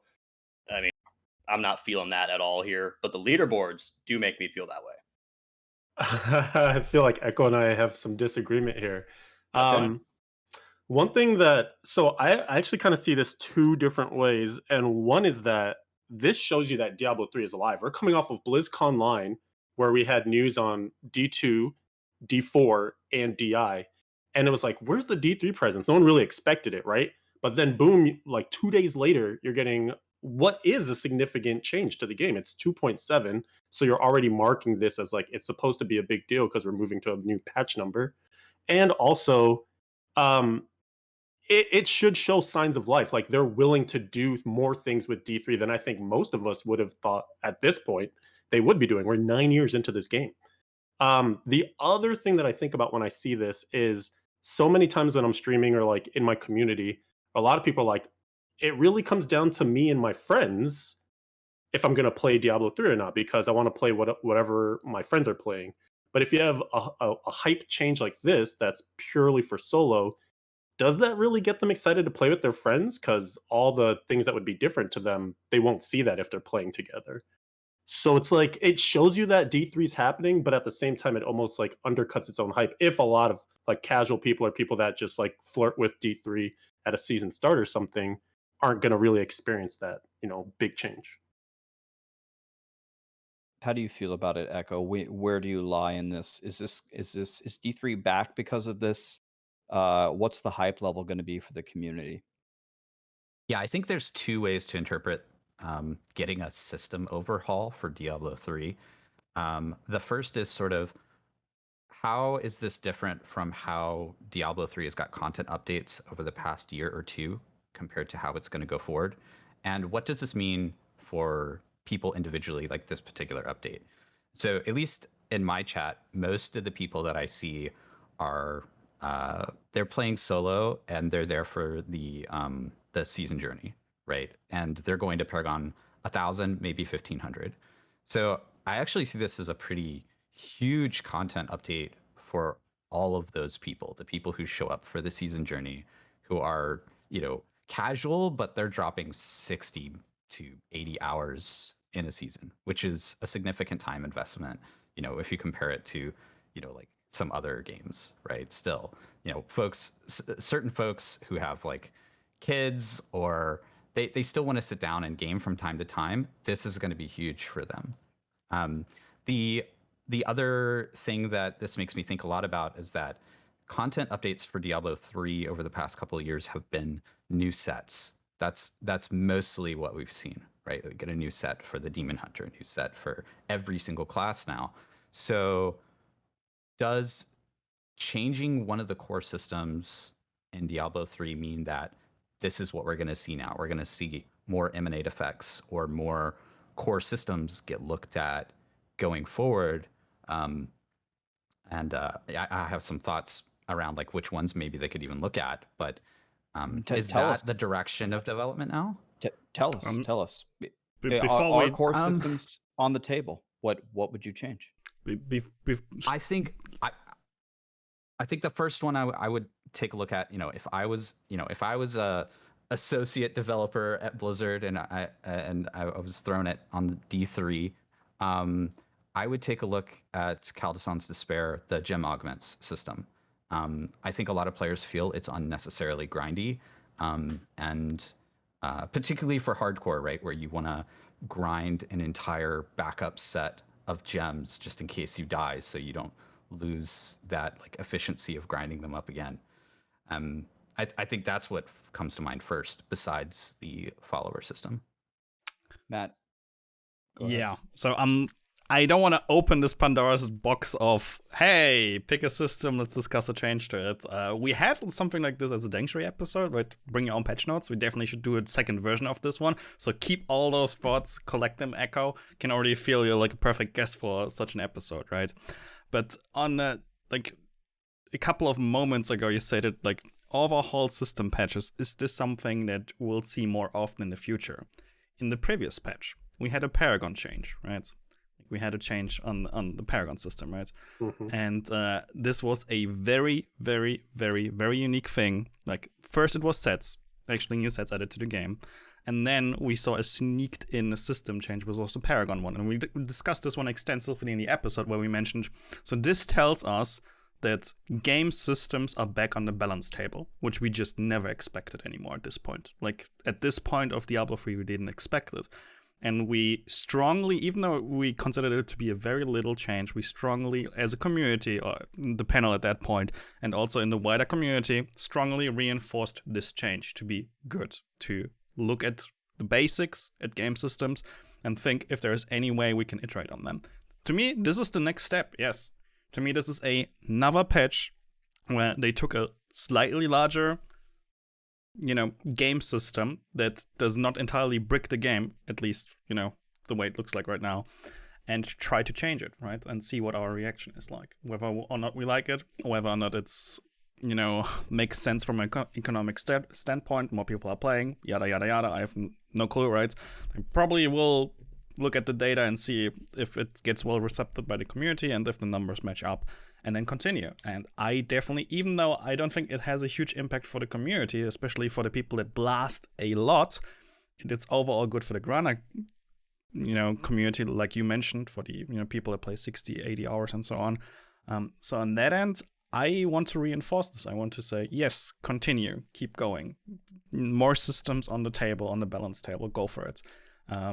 So I think, yes, the progression that you mentioned, we're already seeing, we saw the first baby step, we see the second, a bit larger step. And for the next one, if that happens, and I hope it will happen, go for it. Make a leap at some point. So, this is not devil's advocate. I agree with what Matt said. I want them to upgrade everything, overhaul everything. That's what I want to happen. I will throw out there, and this might be a super unpopular opinion, but I think I believe this in my heart. I will not be upset if this is the last major change we get to Diablo 3. I'm not going to be mad about it. And the reason why is Diablo 2 Remastered is coming out this year, right? And we think Diablo Immortal is also coming out this year, and then next is coming for D4. I guess the way to explain it would be, I am never expecting Blizzard to pour resources into Diablo 3.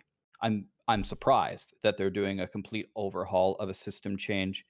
Echohack mentioned the augment system. I think probably the worst system in Diablo 3 is the primals. Primals are just a meme, right? The way that primals work, that probably needs a complete overhaul, and we can probably come up with a lot of different systems. But I'm not going to be surprised, and I'm not going to be angry if Blizzard doesn't have a ton of resources to pour into D3, with all the other stuff coming up and the timelines that I've seen. That might be a super unpopular opinion. So Leviathan, how do you feel about that? Do you have your pitchfork ready? Come after me? I'm not going to roast you.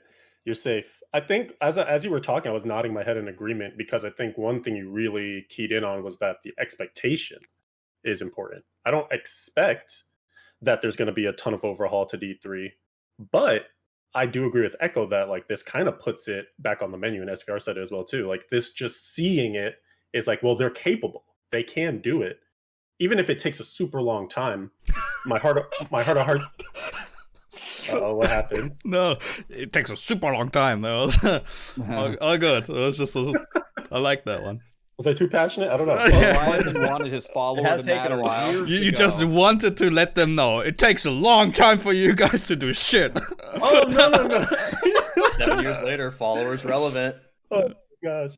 I just mean, here's what I mean, without like disparaging anyone. I think that like Ryan makes a good point that there are tons of Diablo content coming outside of Diablo 3. Mm. So it does give them a little bit of like wiggle room if they want to make a big system change or something. It doesn't have to necessarily be like in the next patch or something. But my heart of hearts is like, well, why not both? Why not all three? Why not all four, right? Why can't all the games get updates? Because there should be a team somewhere within Blizzard that's thinking about D3 from time to time. So, if it happens. Super speculative question here, like ridiculously speculative. We know that the Diablo team as a whole got restructured, right? Like classic teams, blah blah blah, right? And they have a different name now, and it's like a different thing. Do you believe that during that reshuffle, the Diablo 3 team grew? Yes. Okay. In fact, we know. Okay. Yes. How did we find out, Leviathan? So we know, if you've been in this community for a super long time, then you'll remember that Vayflare was a CM back when we actually had multiple CMs prior to when it was just Brandy. So like kind of the bridging of between Vanilla and Reaper of Souls. Vayflare was one of our CMs, and then she eventually left the team or got moved around, and she started to do a lot more art stuff. And they've actually brought her back now to Diablo 3 because she was the one that did the transmog that we got for BlizzCon Line with the Celebration Collection, the pet, and the tie-in stuff with D2 Resurrected. So they literally added an entire person. Even if I guess you could caveat or devil's advocate it that like, well, they added her, but maybe they moved someone else off, like a different developer to resurrect it or something. But we know at least one new person got added. Yes. Yeah. Okay. We have confirmation on this one. Yep. So they are willing to put resources into it still. How do you feel about it, Lee? The core systems, are they on the table? Are they going to pour resources into it? I mean, I think it'd be great if they did, after so long. I mean, they've done things along the way, but, it's hard to think you're going to make a ton of changes to D3 now, when it's been kind of a slow ride up until now. Maybe with all the other Diablo hype, now's the time to finally be like, hey, let's put a little more effort and time into D3. Let's spruce it up a little bit. I kind of think back to, just weeks or whatever ago, hearing about, the rumors about D2 Remastered, then its announcement. The whole time I'm just sitting here thinking, wish we could have got a D3 expansion instead. I mean, that's the game that's, kind of relevant. It's on BattleNet. It's what a lot of people play. It's like, I would have liked to see that or something like that. So like you guys are saying, maybe the team's grown a little bit. Maybe they'll have a few more patches or good, changes to the actual game like this. And, maybe that'll almost feel like a little bit of a Diablo 3 expansion over time. So it's like, I mean, I hope they keep doing something, like you said. I mean, I could see maybe it's either kind of waning off D3, getting ready for the other games, or maybe the other games mean let's keep D3 in the picture. So, I mean, I could see it either way. It's hard to speculate, but like you guys said too, I mean, this is obviously a step in the right direction, a little more ambitious than other things. And like we still haven't talked about yet, I mean, I think the leaderboard change is one of the biggest things that's really exciting. That's like, wow, they actually want us to, like, that's the exciting part to me. And that's what we're going to jump into right now. Yeah, we all know that Blizzard has their own teams for every separate game, but with all the I remember when I played World of Warcraft for years, people were like, oh, we're shuffling people out of here. Like, this is not going to be supported as much. Yeah, we wonder if maybe the resources will change for D3. Maybe they're increasing, but they might decrease. And if they do, maybe can't fault them for that. But let's jump into the thing that apparently Lee's the most excited for, and that is the new leaderboard system. Really short text here. Greater Rift solo leaderboards now contain additional filters to sort by. This update provides a total of 7 filters available per class. You can filter by the class sets, or no class set, or the overall default filter.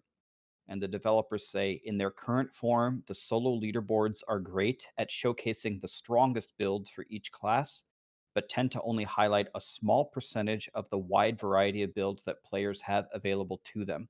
We want to empower the community to play their favorite set and be represented on the leaderboard. So Lee, tell me about the hype around this, and tell me how this is going to get people excited. Well, I mean, obviously now you can play any of your favorite sets, classes, and actually have a relevant competition with people playing the same set and class. You don't have to hop on your Raiment Monk and sit and 9,000th place off the leaderboard because everybody's a POJ Tempest Rush monk and you never even get to like have that dream of competition. It's like, I mean, now we can have, you know, a Tragul Necromancer showdown where we're all pushing GR 90, praying to God that something good goes our way.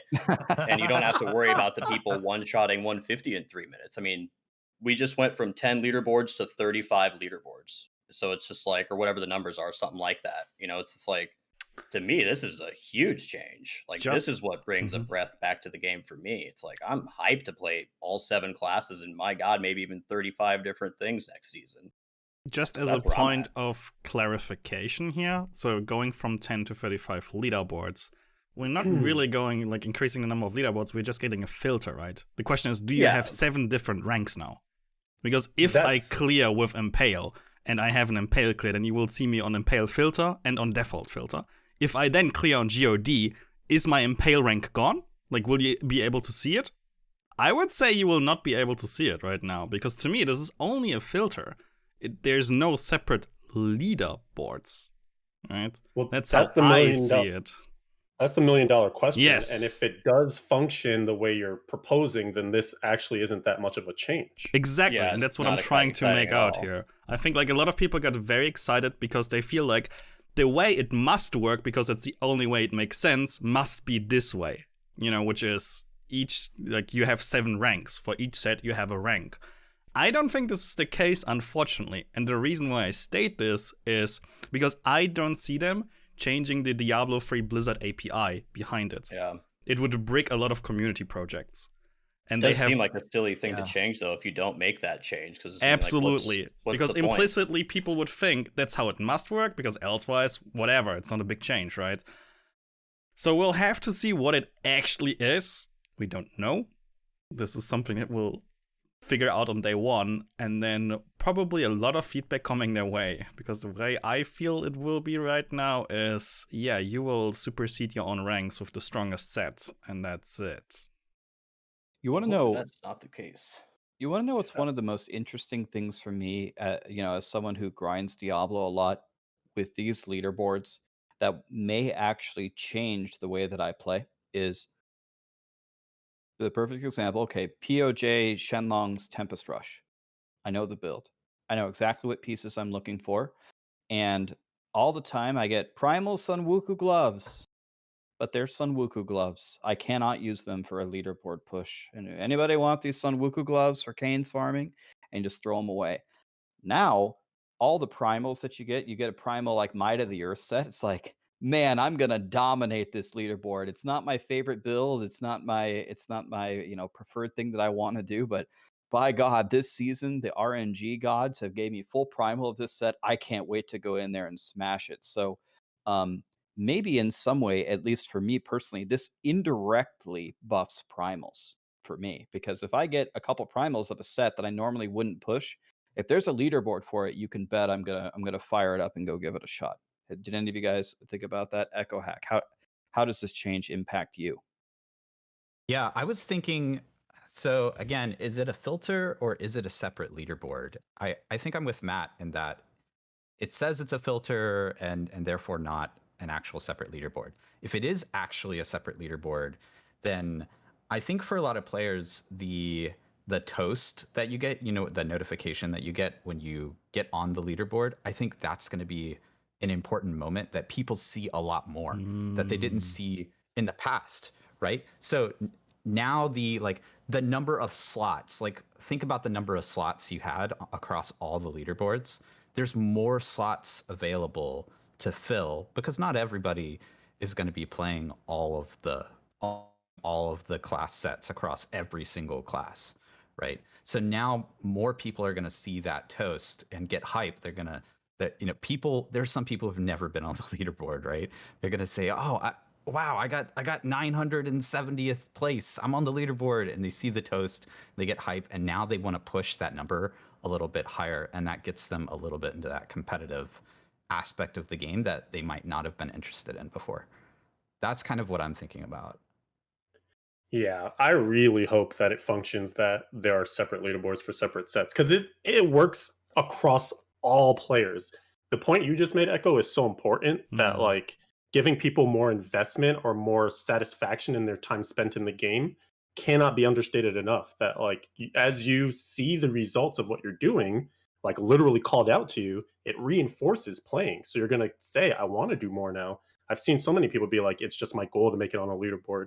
Now they can do it. And now maybe their new goal is get to rank 500, and you can choose your favorite set. One thing that Rax mentioned was sort of like the gear chase. This super reinvigorates the gear chase, because what if you want to prove you are the best demon hunter?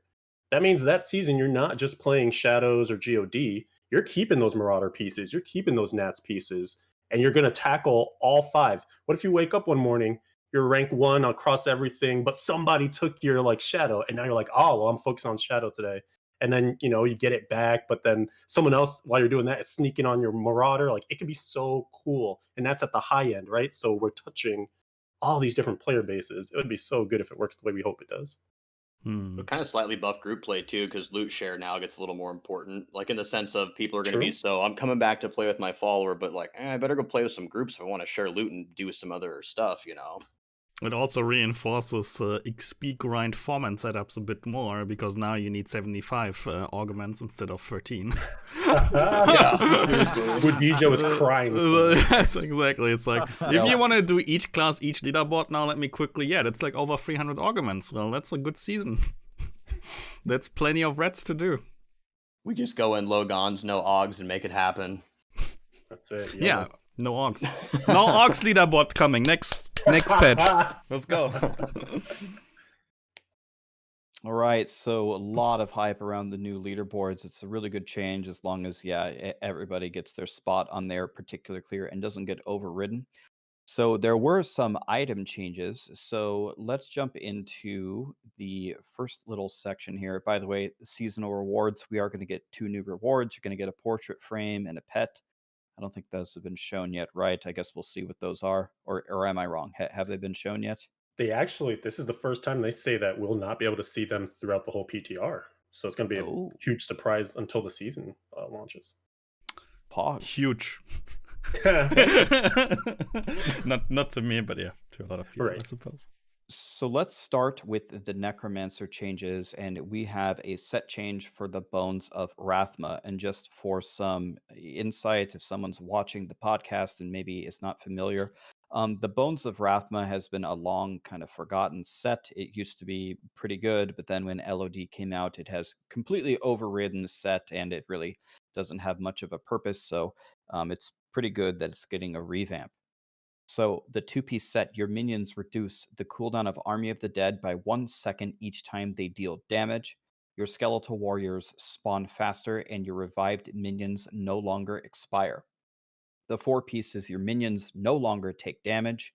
You gain 1% damage reduction for 15 seconds each time one of your minions deal damage, a maximum of 75 stacks. So that's 75% DR on the 4-piece. And for the 6-piece, each active minion increases the damage of Army of the Dead and Bone Spirit by 1,000%. Defier Kusis, however the hell you say that, Bone Spirit's damage Got it. Nailed it. Bone Spirit's damage is increased by 400 to 500% for every second it is active, and will also freeze enemies on impact. So if the freeze happens before the damage, right, that should proc our Crispin sentence. Should be good. New item, Bonds of Kalina. Again, kind of with the patch notes thing we were talking about earlier, are these bracers? I guess. Army of the Dead and Bone Spirit deal 300 to 400% increased damage. Bone Spirit deals an additional 2% increased damage for 5 seconds each time Army of the Dead hits an enemy. Developer's note is... Developer's note, we recognize that the Bones of Rathma set plays similarly to other Necromancer builds. Our goal is to preserve the fantasy of the set while maintaining diversity among the Necromancer sets. So do we have any big Necro players here? Echo, Lee, Matt, do any of you guys play think much Necro? If at all, you are the Necro guy. Like, I theory crafted a shit ton of Necro and played a lot of Bonds Necro as a boss killer, but really playing Necro, me? Ooh. Yeah, so what is your takeaway? Go ahead, Echo. The most important thing is it's pronounced Queese. Queese. I think my pronunciation is better though. Maybe Webster should. Koozies. That's way better, dude. Koosies. The Defiler koozie. Just go the lazy way. Just Your call it beer cuss. cold. Jeez. Yeah. We're So Just to unbot Leviathan, we're still figuring out how to pronounce that word. I'm still for cuss. That's it. cuss. What's your take on koozie? Ooh, koozie. I like koozie. There you go. Sold koozie. Two votes. We win. I think it's Queesis. Ooh.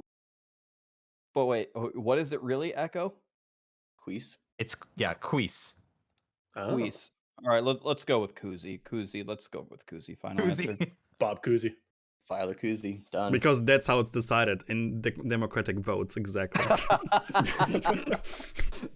Yeah, it sounds like it's going to be super strong, though, right? Yeah, I mean, we'll have to see. I never put too much emphasis on the numbers here. I wait to get in the game and try it, and everything, is always up to change until it gets in. So, the first thing that I thought of is like the bone spirit meme, where you run across the whole map and you throw a bone spirit, and it flies across the whole map, and it one shots the boss. I absolutely hate that play style. I do not like that build. As sick as I am of the Heaven's Fury Crusaders murdering the bosses, I mean, these are I imagine that these might send the bosses into like the 5th dimension. I really like the idea of like the army of the dead and raising an army where your minions never expire and they don't take damage, and them attacking gives you damage reduction and extra damage. I think the fantasy of that is really cool. I always view Necromancer as like the commander of the undead, and I'm a little surprised that we threw Bone Spirit in here, but then the more that I thought about it, it's like, well, I guess you got to throw something while your minions are out there clobbering everything, but I guess my hesitation is the Bone Spirit RGK builds that I've seen. So I would have liked to have seen Revive have a huge role here. I think in previous podcasts we talked about. I think it has because of the 6-piece. I think you're gonna revive spam here. I guess what I meant is I wish the revive skill was actually. I mean, maybe it will, but I wish the revive skill was like, actually plowing. Like I want to make like 40 monsters and just run for it. I guess we already do that with the Rat Necromancer with 10 mages, but overall, I think they attacked, one of the worthless sets, and they're trying to make it viable. So I'm happy there. I will certainly try it. I don't know. How do you guys feel about it?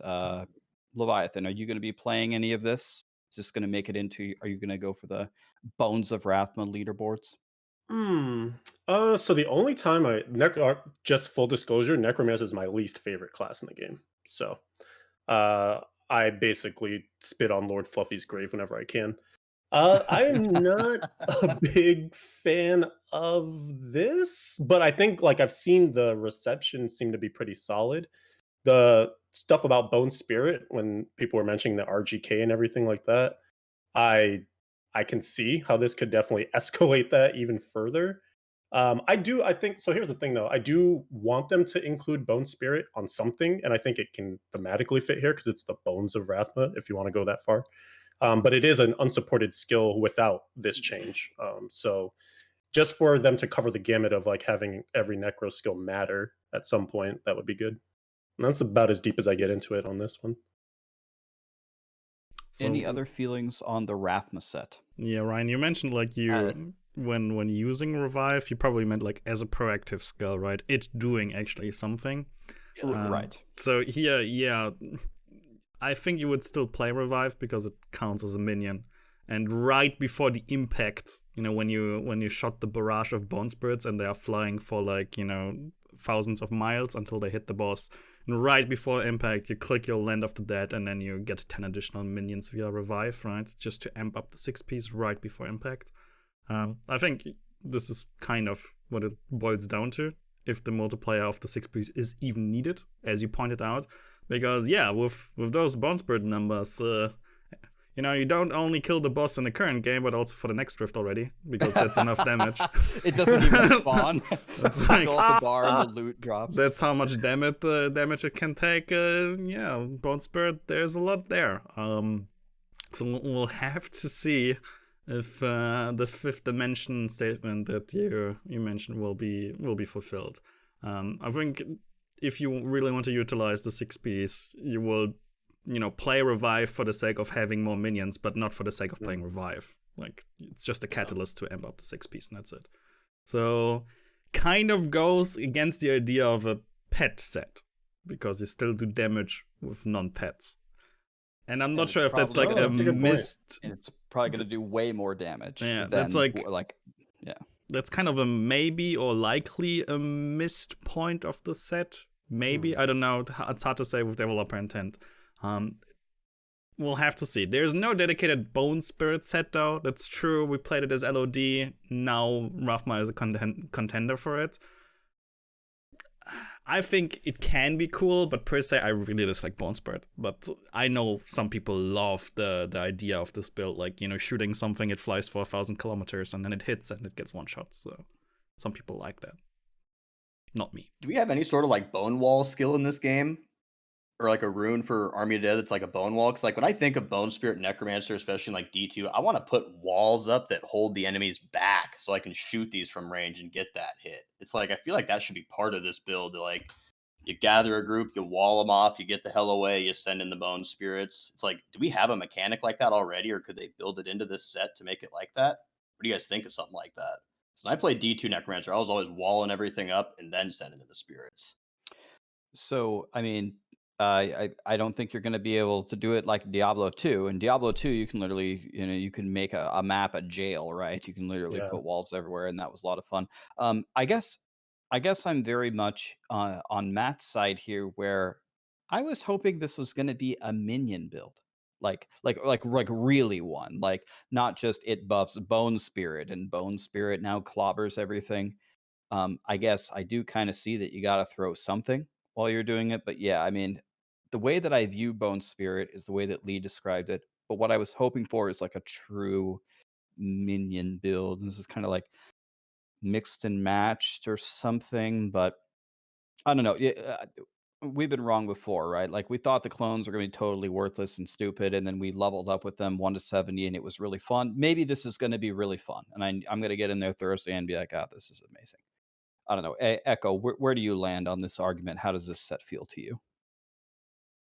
So actually, quick point, because I know there's folks out there who are already going to be theory crafting their necromancers. They already have maxworld.gg open. So Bonds of Kalina, I believe that's a bracer, correct? I think so. How I understand it, yes. Yep. Yeah, it's not called out here in the patch notes exactly there. So, but we'll find out in a few days. As for me personally, I'm gonna play whatever is the fastest XP for 100% solo, right? So I'm going to try this build out. If it's the fastest, the best, I'm going to play it. I think it could be, considering Bone Spirit can kill things very, very quickly. But Bone Spear, yeah. Bone Spear can, but Bone Spirit? Yeah, Does Bone Spirit work with missile dampening? Is it a projectile? Does it get slowed? Bone Spirit? No. Spirit. Bone Spear? Yes. Spirit does not. Spirit does not. So that could be an interesting interaction. The missile dampeners live, except for we're going to see a little bit further down. They really don't. All right. Well, let's scroll down here and let's go to the new wizard set, which is, again, for the viewers that may not blast Diablo, Firebirds set is super F tier, and this would be the time for sVr to play one of his little memes on the soundboard. But yeah, Firebirds has been really bad forever.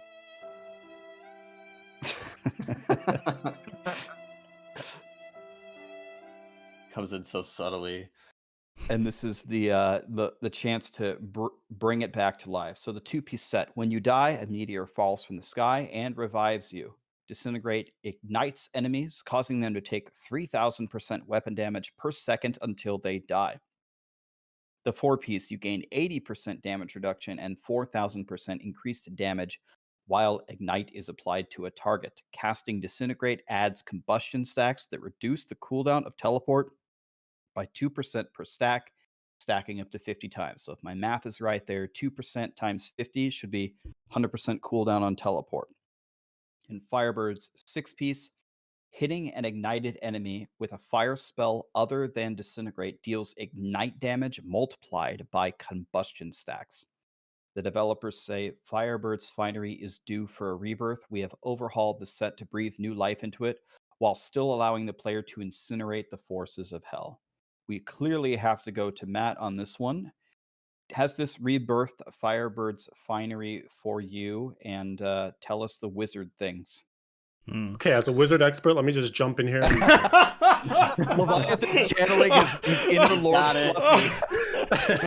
I didn't see that one coming, dude. That was good, man. We invited Fluffy to this one. Actually, we did invite him, but he gave us another terrible excuse, said he was working. Go ahead, Matt. Yeah, so Firebirds.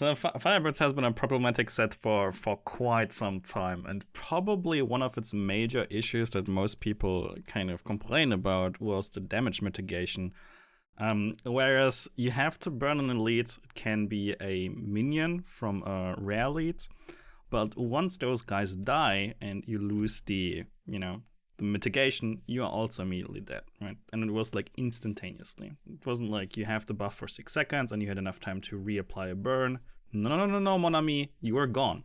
You are a dead wizard immediately. And this was especially painful with lingering damage instances, right? So you kill an elite, there's a molten trail there, you are standing in the molten trail, you killed the elite, which was your damage mitigation, you dead. It's like, you kind of kill yourself there. That's unfortunate, and it happened quite too often. Is that fixed here? Kind of, yeah. Damage mitigation is significantly higher, and now you have an easier time burning targets because any target will count. It's not like you killed an elite and then you die. There are multiple targets, anything you can burn, and you will have damage mitigation. And usually you don't one-shot the entire screen unless you're, bazooka, which doesn't exist anymore. So on this end, Wizard should be okay with the new mitigation on the 4-piece. When you read for everything though, like how does it play, right? Previously Firebirds, you played a channeling skill, mostly fire, which was Flame Wand or a Disintegrate rune. And then you played Magic Deflection with a magic weapon with Ignite, which counted as a burn. And then you needed one more fire skill to proc the set. And that was it. So in summary, you had a placeholder skill on the skill bar, which was the magic weapon. You channeled, and then you pressed one button to damage with. Now you read for this set. Well, you need to play Disintegrate. You still need another skill to burn, and then one skill to deal damage with. So you still play kind of 3 fire skills, and you're still channeling. So from a playstyle perspective, you will have a very, very similar playstyle. Does this mean people expected more from a Firebirds rework? Probably. Overall, I will say, it's at best, it makes it tankier and easier to execute, but the overall playstyle remains kind of the same. Damage-wise, it really depends how the 6-piece works. Really, really does depend by quite a lot. So the 4-piece is amazing because it's a separate multiplier, 41% more damage, a 41 multiplier, which is great. Now the question is, how exactly does the 6-piece work? The way it reads is, the way I see it, it's only the Ignite is buffed and nothing else. So if you have Fire Twisters and Twisted Sword and Add Sigil and all that stuff, everything is buffing your Twisters. This 6-piece shouldn't. It should only increase the Ignite from the set and nothing else. It's not a global multiplier with the combustion stacks. That's how I understand it. If it's the other way, then, the Ignite damage actually scales up your Twister damage, which is specific damage, then this would be pretty good and probably in nerf territory. That's what I don't expect though. So for the most part, I feel like people will play it in a 4-piece set, and that's it. The 6-piece set is very inconsequential, that's how it feels, unless it's a global multiplier to everything, and then it might be busted. We'll have to see. So this is my takeaway of the set, similar playstyle. The only thing that is really quality of life here is, you get a free Ether Walker with full resource cost reduction, kind of, and that's it. So how do you feel about it? So that's like the mechanical rundown. What are your feelings for it? I'm a Wizard fan. I expect a lot. I have the highest standards from Blizzard. I'm disappointed of the Firebird set. That's me, because the playstyle is the same. And if we get a rework, I'm okay with the idea of Phoenix rising from the ashes, getting a meteor proc, all good. That has to be in there. But I feel like we're gonna stand there and channel with Death Wish and have one fire channeling skill, which in this case now has to be disintegrated, not Flame Wand anymore on Arcane Torrent. You have to play Magic Weapon for the burn, and then one skill that you want to deal damage with, which can be any fire skill. And this is the exact same thing that we did on Firebirds before, from a play style perspective. So before we move away from the Wizard expert, is there a low-hanging fruit change that they could do that would change the play style of this that you think would maybe open up opportunities for this set? Is there an easy way to make this better? Or can we rotate it back reverb? to this question? I need a couple of seconds to think. So let's let Matt think. Lee, do you play any Wizard? How do you feel about The this Wizard? Firebird set? I never played Firewords back in the day. I don't know anything about it. Might as well be Swahili to me, reading through it. Sounds interesting, getting infinite teleport. It sounds interesting to have a slow burn on a lot of stuff and be able to turn around and potentially, hit it with a really big hit, with your 6-piece, if that does do a lot of damage. Or, maybe that the key there is to hit a lot of times really quick and get a bunch of Ignite Combustion stack hits in on your COE cycle or something like that. But, like Matt said, at least from what I knew about Firebirds before and reading this now, it sounds very similar. It doesn't seem like it's a huge change to the set, which, at least Bones of Rathma, they're bringing in Bone Spirit, a completely different skill that we're not really used to using at all. So I think that's kind of cool there. But I don't know. I'll definitely check it out. Whenever there's new stuff in Diablo, we've been playing long enough. You got to check it out, right? But it'll be interesting to see how it plays. I've been playing Necromancer and Wizard all season. I've had no CC immunity the whole time. I'm not playing Necro and Wizard all season again. So if these are the two classes that are the best, I'm going to have to branch out still. But thank God for the leaderboards. Yeah, so similar to Lee, I don't have much experience on Firebirds. Actually, the most experience I have on Firebirds is in the challenge rifts. And whenever I get a Firebirds wizard, I know it's going to be a bad challenge rift because it doesn't seem to do any damage, and they die all the time. It's not a fair assessment of Firebirds. But yeah, I remember doing the challenge rifts with Ezonk. We were trying 2-player and trying to push it, and it's like, all right, well, I walked 5 steps and died, so let's go ahead and reset this one. So. Not fond memories there. Leviathan, what's your experience with Firebirds? Anything here? My experience with Firebirds is like the set dungeon. It's pretty bad. So very limited, let's say. But one of the things I do when I look at these patch notes is also look for patterns. And to me, this is kind of the rework for Firebirds that grants you the same things like POJ or Gears of Dreadlands or things like that, right? Where there's some enabling of like a fast movement speed type of playstyle, which I think the free teleport is trying to do here. So I wonder if sometimes it feels bad when your rework, when this is your favorite class, ends up just being a speed farm build only. And you're like, oh man, I kind of want to do everything with this. I want to push with it and stuff. But maybe that's a direction that this will go to and work for, is like some sort of speed farm thing where you have to teleport like crazy, disintegrate it, 360 a whole screen, drop a meteor or something, and then move on. I don't know. That's fair. I didn't look at a potential, or from a point of view as speed farming. I do agree with you. Essentially, you're getting a free Ether Walker without resource cost, which is huge. So movability should be pretty nuts, right? Should be pretty good. I didn't look at it from a perspective of attempting speed farm. Yeah, you just made my first day, I would say. That's what I'll try on first day. Good job, dude. Yeah, I didn't see that one. That's a nice one. But just to defend you, you mentioned, you have a very limited experience with Firebirds. And, if we would, how this podcast would look like if we would, make an episode with the top Firebirds experts? I feel like it would look like exactly this. This would be the people that would attend, right? We are the experts. Those were all the experts of the Firebird set in Diablo 3 in one screen. That's how I feel, yeah. So there is none. We'll have to see what happens on first day, and especially how the 6-piece works. Back to your question, where I asked for time. I've given it extensive thought in the last 2 minutes, and I can tell you that I got jack shit. I have no clue. All right. So we players usually suck with solutions, so with providing solutions, so I'm gonna excuse myself on this one. There you go. So we'll so have so to see. so is the problem, Matt, is the core problem that it's the same place? Yeah, that's a core problem to me. Is it the core problem to the entirety of the Wizard community? We'll see in the next 2 weeks in the Battle.net forums. I don't know. It is to me. Am I a good representation for our Wizards? Heck no, I'm not. So we'll have to see. If their goal was to preserve the playstyle, they nailed it. Okay. And just only fix the 4-piece mitigation issues, which really, really, really made the set impossible for Greater Rifts at quite often. So if that's what they wanted to mitigate and get rid of, then they nailed it while preserving the fantasy and playstyle. If that was the goal, well executed. Echo, how do you feel? So Wizard is my least played class, but I'm with Leviathan on this one. I turn on the Sonic 3D Blast music and with teleport, gotta go fast here.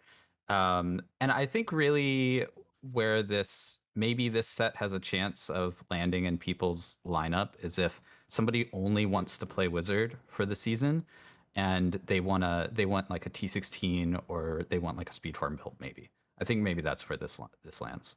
I mean, just to quickly go in there, we already the 4-piece has a multiplier and you get free teleport essentially, right? Which makes it a really strong crossover between Firebirds 3-piece with Rock and Tarasha 6-piece or 5-piece.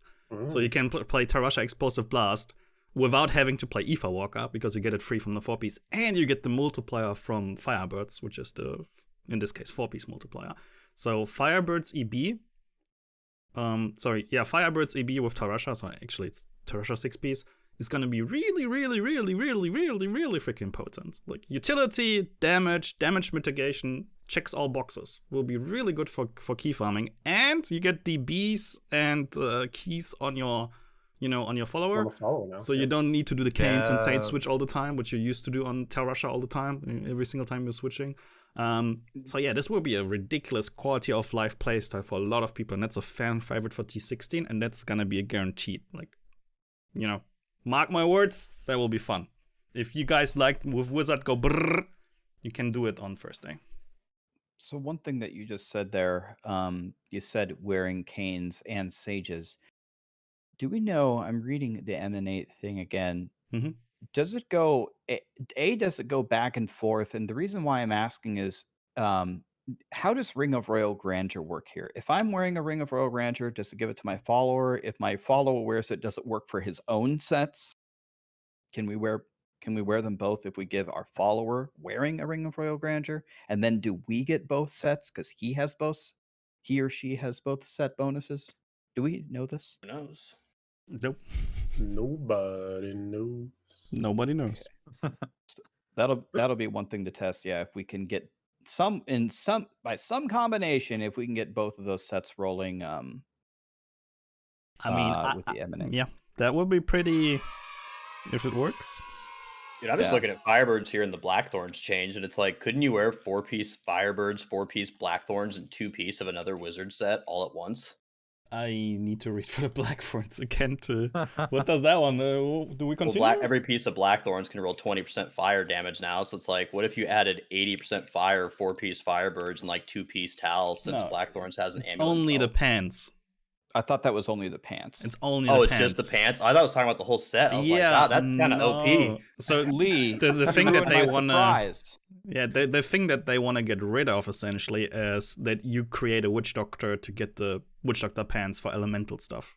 Mm-hmm. So now Black Ferns can be the set. So, the population of Witch Doctors are going to be created just got reduced by 80%. No, to summarize in one sentence, is the death of pants, please. There's going to be no more pants, please. Does it though? Because pieces. You can't wear a set if you're using LOD. You can wear a set piece, but you can't wear a set bonus. Sure, you're right. I was thinking of the Conquest where you can't have any green pieces on at all. Oh, that exists. That's a good point. That exists. Doesn't Swampland have an extra affix though? Normally, if you take away a primary, change one. I think you will get a primary here. It should be an additional affix. elsewise, yeah, you still do a witch Well, doctor. it says replaces a primary property with a Ooh. random elemental. Pants Well, Please is back on the menu. He's back. But okay. Well, Pants Please gets an extra primary stat, but Blackthorns, I mean, it just depends on how much you care if it's ancient, can be made with the recipe 4, because it's a 4-piece set. So you can get a budget Blackthorns pretty quickly. It's really budget because it's no ancient and it's missing an affix. Yeah, It's like the graduation step. Yeah. You'll get to those. Good even games. the word budget is already putting it pretty high there. Like, okay. All right, let's keep going there, and let's look at. It's not all good news, guys. So, guys, if you guys have a box of puffs with tissues, a box of puffs with extra lotion to dry your tears, we're gonna have some sad news for you guys as we talk about changes to some of the existing Of sets in course, the patch live. notes. Yeah, let's wait for Leviathan to get. There we go. Yep. Dang, you just ran out. Oh, okay, he's good. Bad timing. Leviathan, you one's want to gonna tell hurt, us how you felt when you read through this? Let's read it real quick. So Yeah, don't make him read it. His voice will tremble. I'll read it for you, Leviathan. Just hold strong. Hungering Arrow pierces. This is the God 6-piece. Hungering Arrow pierces a maximum of 2 times while wearing the Gears of Dreadlands. The developers say we toned down the number of pierces Hungering Arrow can perform, while Gears of Dreadlands is equipped to address concerns when interacting with missile dampening. Try to be strong here, Leviathan. But how are you feeling, man? How has these last couple of hours been since it's been released? Are you all right, dude? Well, it was fun. 2 seasons of GOD. 2. I have a patch note edit here. I think you just put a period after interacting and then strike the rest, and you're good. So they just toned it down so that it just doesn't interact anymore. It just doesn't do anything. That's great. But yeah, this is severe because yes, it does kill the missile dampening interaction, but it also kills the rest of your rift as well too. Like any big pulls just don't matter anymore. Like I think Wudijo had said it one time, that you're basically taking the GOD to permanent boss killing, like piercing. Because basically when you're fighting a Rift Guardian, single target and you maybe get 2 pierces and that's it. So this is like, yeah, I guess we're back to LOD rapid fire now. I've heard that you just have to say that you're fine when you're not really fine. So I've heard. What about UE? What about UE Hungering Arrow? That is the other side of it. Is this is the way that they've chosen to nerf it so far, and there is hope that maybe with enough feedback they can think about it a little more. But you're right that the separate items for Hungering Arrow are all incredibly strong, and there have been variants that just haven't had a chance to shine because GOD was so strong at delivering the Hungering Arrows. Yeah, if you look at UE Hungering Arrow, I think even like Marauder has a version of Hungering Arrow as well too. Those are all going to be very strong, and in fact could take the top spots now. So you'll play Hungering Arrow just in a different setup. And technically, is that okay? Is that what we want now? This will be actually interesting to test because the way I think they would make this change is actually them changing Hungering Arrow, but here it states while using GOD, like while wearing GOD, only then there is a cap on the pierce amounts, which is interesting. I expected them to flat just change Hungering Arrow, which caught me off guard when reading this. I was like, all right, so there's the Hungering Arrow change, and I was like, wait, it's only when GOD is active. Now it's like the UE thingy came up again. It's like, yeah, we back in the days during the PTR of GOD, we played a lot of UE as well to see it in comparison. Now, yeah, with the additional pierces, UE would be better at, certain things than GOD when it comes to Hungering Arrow pierces, which is crazy. Like, Hungering Arrow pierces were, you had area damage scaling, and then GOD scaling, and then you had also the pierce scaling, which was uncapped. So crazy amounts of damage.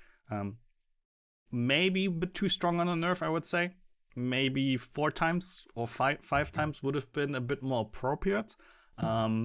2 seems pretty heavy, but we'll see what the GOD people can do. I would be okay if they would increase it by a bit and also take a look at UE.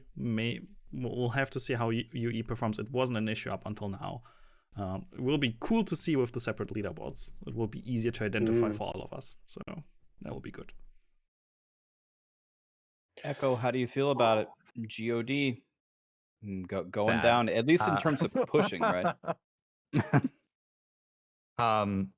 No, I mean, I've spent at least 700 hours on this set, like 800 hours, and it was amazing. It was amazing. So, yeah, I mean, I think I would personally move where the nerf happens to the quiver of the set, and then maybe put the piercing maximum there, and also up the maximum as well. And you'll see below that's exactly what they did with the Witch Doctor, right? So I think like, I don't know, I feel like this is not only too severe of a nerf, but it's also kind of doing it in the wrong place. And can you defend this I quickly? guess Why move the adjustment from the set to the offhand? I mean, if the piercing is what's causing it to be overpowered, right? Which I think it's that plus again the interaction with missile dampening, then we're gonna see the same problem with UE. Like someone's gonna figure out how to make UE work with that interaction, and you're gonna have the same problem all over again. Although, you know, it'll drop a few tiers for sure, but it's not really solving the gameplay problem in terms of like what they're trying to fix here. Unless they're specifically saying here, like, we don't like the God set anymore, we don't want you to play it anymore, you know? Do you feel like so, it has like, do you think it took a hit for speed farming at all? Like solo grinding? Except for the boss fight? Like in the rift for speed grinding? I don't think it took a huge hit. Speed should still be okay. Yeah. So for speeds, they should be, I mean, it still takes a little bit of a hit. But it's gonna be okay. Yeah. Like you can still spend 600 hours on it, I feel like, for speed grinding. So I have a question for you guys about this God nerf, and so I'm not a demon hunter main. I have like Echohack said, you know, I fished 5,000 keys on God, and I'm about to fish 5,000 more this season. So I guess I have played it a lot, but I'm not a demon hunter main. Was God even that overpowered? I mean, no, don't get me wrong. Don't get me wrong. It's probably pound for pound, especially when you take away the 4th cube slot.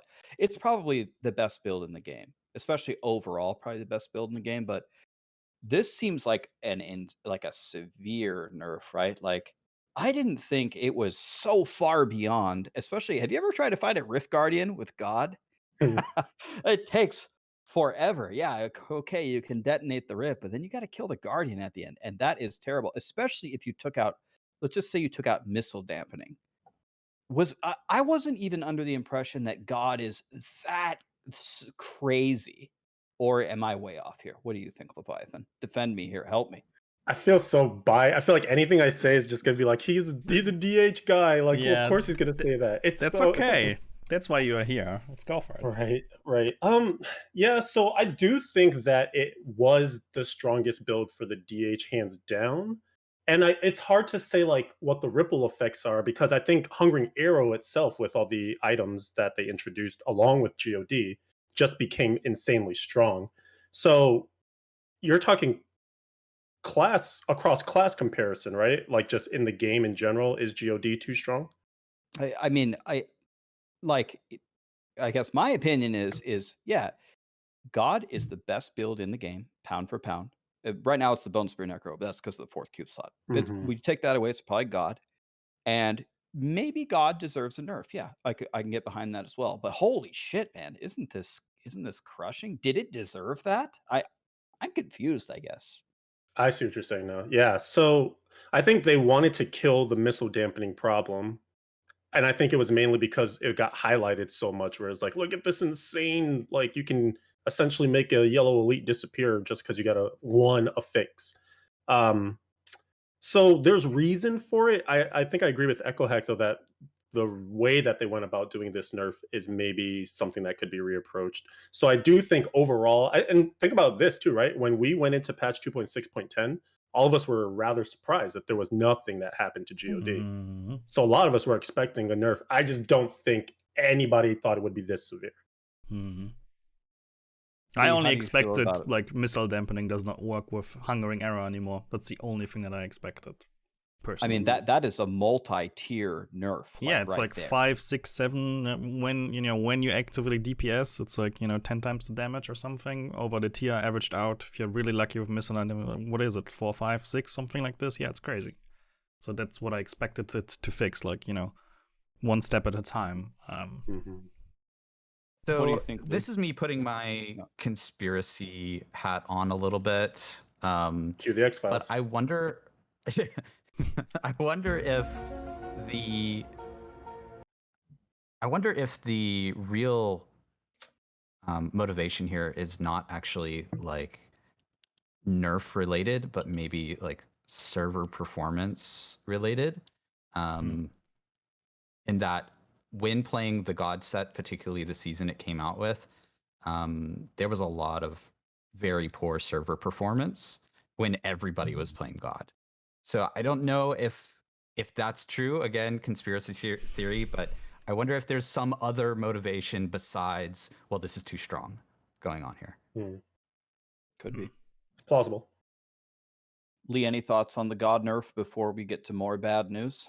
I mean, obviously it's huge. I mean, I guess at the end of the day, it seems to me like, God itself doesn't change. You just can't use Hungering Arrow with it anymore and have success. It's almost like they're trying to get Hungering Arrow away from the God sets. Maybe now you use Bolas more, which obviously is super weak comparatively, but I feel like the God set didn't change. There could be something just added to make another skill very powerful for the Demon Hunter and have God be great, while still keeping Hungering Arrow for UE, which is much harder to play while still having that interaction, So, I mean, it's definitely a huge nerf to the set overall, but I mean, the set itself doesn't change. So maybe if they can implement some other item, buff another skill, it could be relevant again and not have people feel like they just lost their favorite set.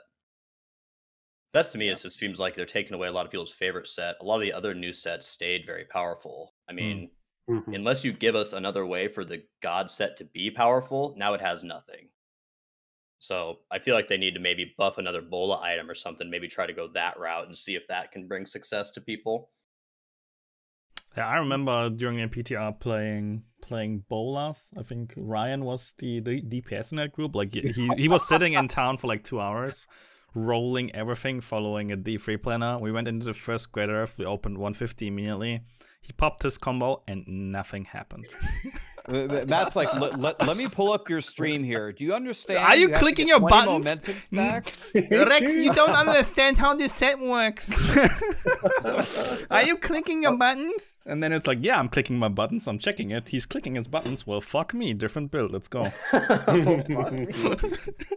Yes, I mean, I still, it's like, it crushes God, but I still see the God set doesn't change. So, I mean, they could just make a couple other little changes to give it something again, Yeah, I like that perspective that like you can save it and potentially bring in a different skill or not playstyle, but yeah, a different skill that could synergize with it. So, I mean, It's so Hungering Arrow funny. UE is insane, but it's really hard to play, and losing a 4th slot is going to bring it down too. So It's they just so don't know that clearly. It's pretty funny. Like up until the point where you mentioned that other generators work with the set, I completely forgot. To me, this was always like, oh wait, isn't this like exactly. isn't this a Hungering Arrow set? Hungering Arrow. Yeah. It's like Hungering Arrow's just broken as shit. Get rid of that. That's fine. UE, good luck, and then give us something different to play with. That's very interesting. I completely forgot about this one up until the point. It's a good point, everyone. The Anna-Cakes of the world, if you're watching, this is the time to look away as we go back to the patch notes for more bad news. And Gazing Demise were for our lovely Mundunugu Spirit Barrage Witch Doctor. The damage of the barrage is increased by 100 to 150%. Spirit Barrage gains the Phantasm rune that lasts twice as long, and the attack rate from Mana to Specters is increased. Mundunugu's Regalia is overperforming compared to the other sets. This change to the Gazing Demise should simplify the gameplay mechanic while reducing its damage output. So, the key thing here, it took me a moment to realize this, Lexi pointed this out to me instantly, is the 100 to 150 used to apply to all three phantasms, right? For like 450% increased damage. And this has been toned back to 100 to 150, which is something like a 5-tier nerf. So, okay, so once again, I go through the same question and I ask myself, was Spirit Barrage so strong that it needed to be nerfed? Well, I think Spirit Barrage, at least for trash clearing, I was pretty certain that after the Bone Spear nerfs that maybe we'd be back to Witch Doctor trash clearers. In fact, they're kind of running around now. The high Paragon players are running around with their Spirit Barrages ready to smash stuff again. I guess I have to look at the leaderboards, but is Spirit Barrage, are Witch Doctors dominating the solo boards even as it is? Because isn't Witch Doctor one of the most challenging things to play, and having nowhere near the success of Bone Spear, right? So, yeah, I mean it's really strong, and it's probably certainly the strongest Witch Doctor build in my opinion. But this is a pretty big nerf, isn't it? Let's go to Matt. What do you think? I mean, I would say, first of all, don't compare to Bone Spear, because Bone Spear, we shouldn't balance around the seasonal theme, because Bone Spear right now is only really strong with the seasonal theme. So for next season, let's see where Bone Spear ends up, and then we, come back to this argument maybe next season. Overall, is it deserved? I mean, SB Witch Doctor is pretty strong, especially when you just set everything up. Or let's just say, I think the main culprit for Gazing Demise was that you could gamble it early on. Gambling and Gazing Demise on level 1 and having it trivialized your gameplay significantly. It's very accessible, only 25 cost, it's only 1 item slot, 10% chance to get it. Like 80% of the time when gambling on Witch Doctor on level 1, you're getting it. If that was the reasoning why they wanted to, for some reason, make the leveling process a bit more streamlined for Witch Doctors in comparison to other classes, I'm going to go out on a limb and say that that was not the case. Then the reasoning should have been, if that was the reasoning, then the consequence should have been increase it to level 60, and then you can't gamble it anymore. Was that the reason? Probably no. Leviathan, you have go ahead. On the reasoning, yes. And actually, Rax mentioned this, and I think because I was just so in my feels as a DH, I couldn't comprehend. But I think one thing to think about is when you lower the height of your best build within a class, you potentially open up diversity so that there are other things to play at the highest heights. Like there's always going to be something that's like 1.5, 2 tiers better than everything else. But if one is just a huge outlier, maybe the hope is that you bring that down, and then now you can also play Zunimasa and I don't know. I don't Witch Doctor, so I don't know what the other things are. But maybe it opens up. Helltooth, yeah. Jade. Yeah. Those forgotten sets.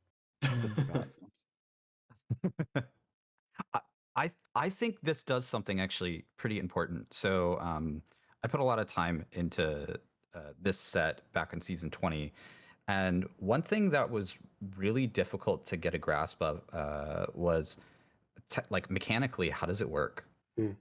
When you show up and you drop down 3 Spirit Barrages, you have to sit there and wait to max your damage. And there's even if you want to really theory craft it, there's curves where do you land on the curve where you explode the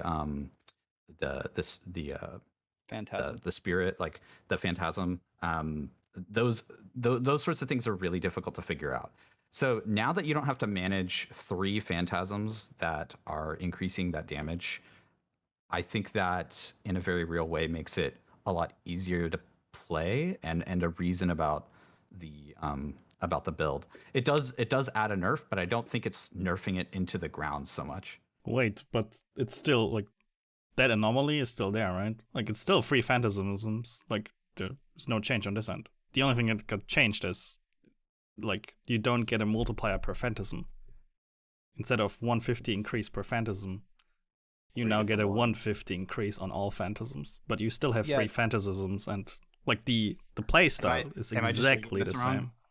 So that Okay, was my I'm just question. reading. I'm just reading this wrong. Yeah. Well, the text says that the gameplay is easier, but that was also my question. The gameplay we is went not down- easier. Yeah.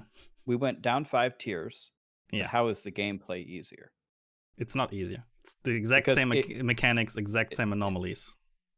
Because it's accumulating through what? The barber? Yes. That's the thing that gives it the accumulation. So you still, you summon your dogs, you sack, you summon your dogs, you channel, you spawn an Aki, you go in, you go through the cold, you detonate one, and then the barb stomps, and you detonate, and then you let them manually detonate from there, right? Yeah, It's and the the reasoning same. why you do this is because of some bullshit scheduling mechanics in the background on how accumulation works, yes. And then that's not touched, so. Playstyle-wise, same anomalies, same issues. Don't just hold down the button, essentially, yeah. Unless I'm missing something, or maybe... Unless I am missing something as well, yeah. Yeah, it says, let me read this again. The developer's note says, the Mundunugu's Regalia is overperforming compared to the other sets. This change to Gazing Demise should simplify the gameplay mechanic while reducing its damage output. What gameplay mechanic is being simplified here? There isn't. Like, just unless there's missing you only get to have 1 phantasm now. Like, if you only get 1 phantasm now and not 3 anymore, then there is a significant change, yeah. No, I think you're right, Rax. Like, we're missing some information here that's not in the patch notes. Oh my, insider information! There is some insider. Okay, yeah, I haven't heard anything on this end, so I don't know. I guess you just made my first day longer. I don't know. I'm the last to know. So anything, either the patch why notes are would it- incomplete or the developer's note is incorrect. One of those two things. Yeah. Like, why would it say it simplifies the gameplay mechanic? That's a very specific thing to call out. Unless it's just wrong.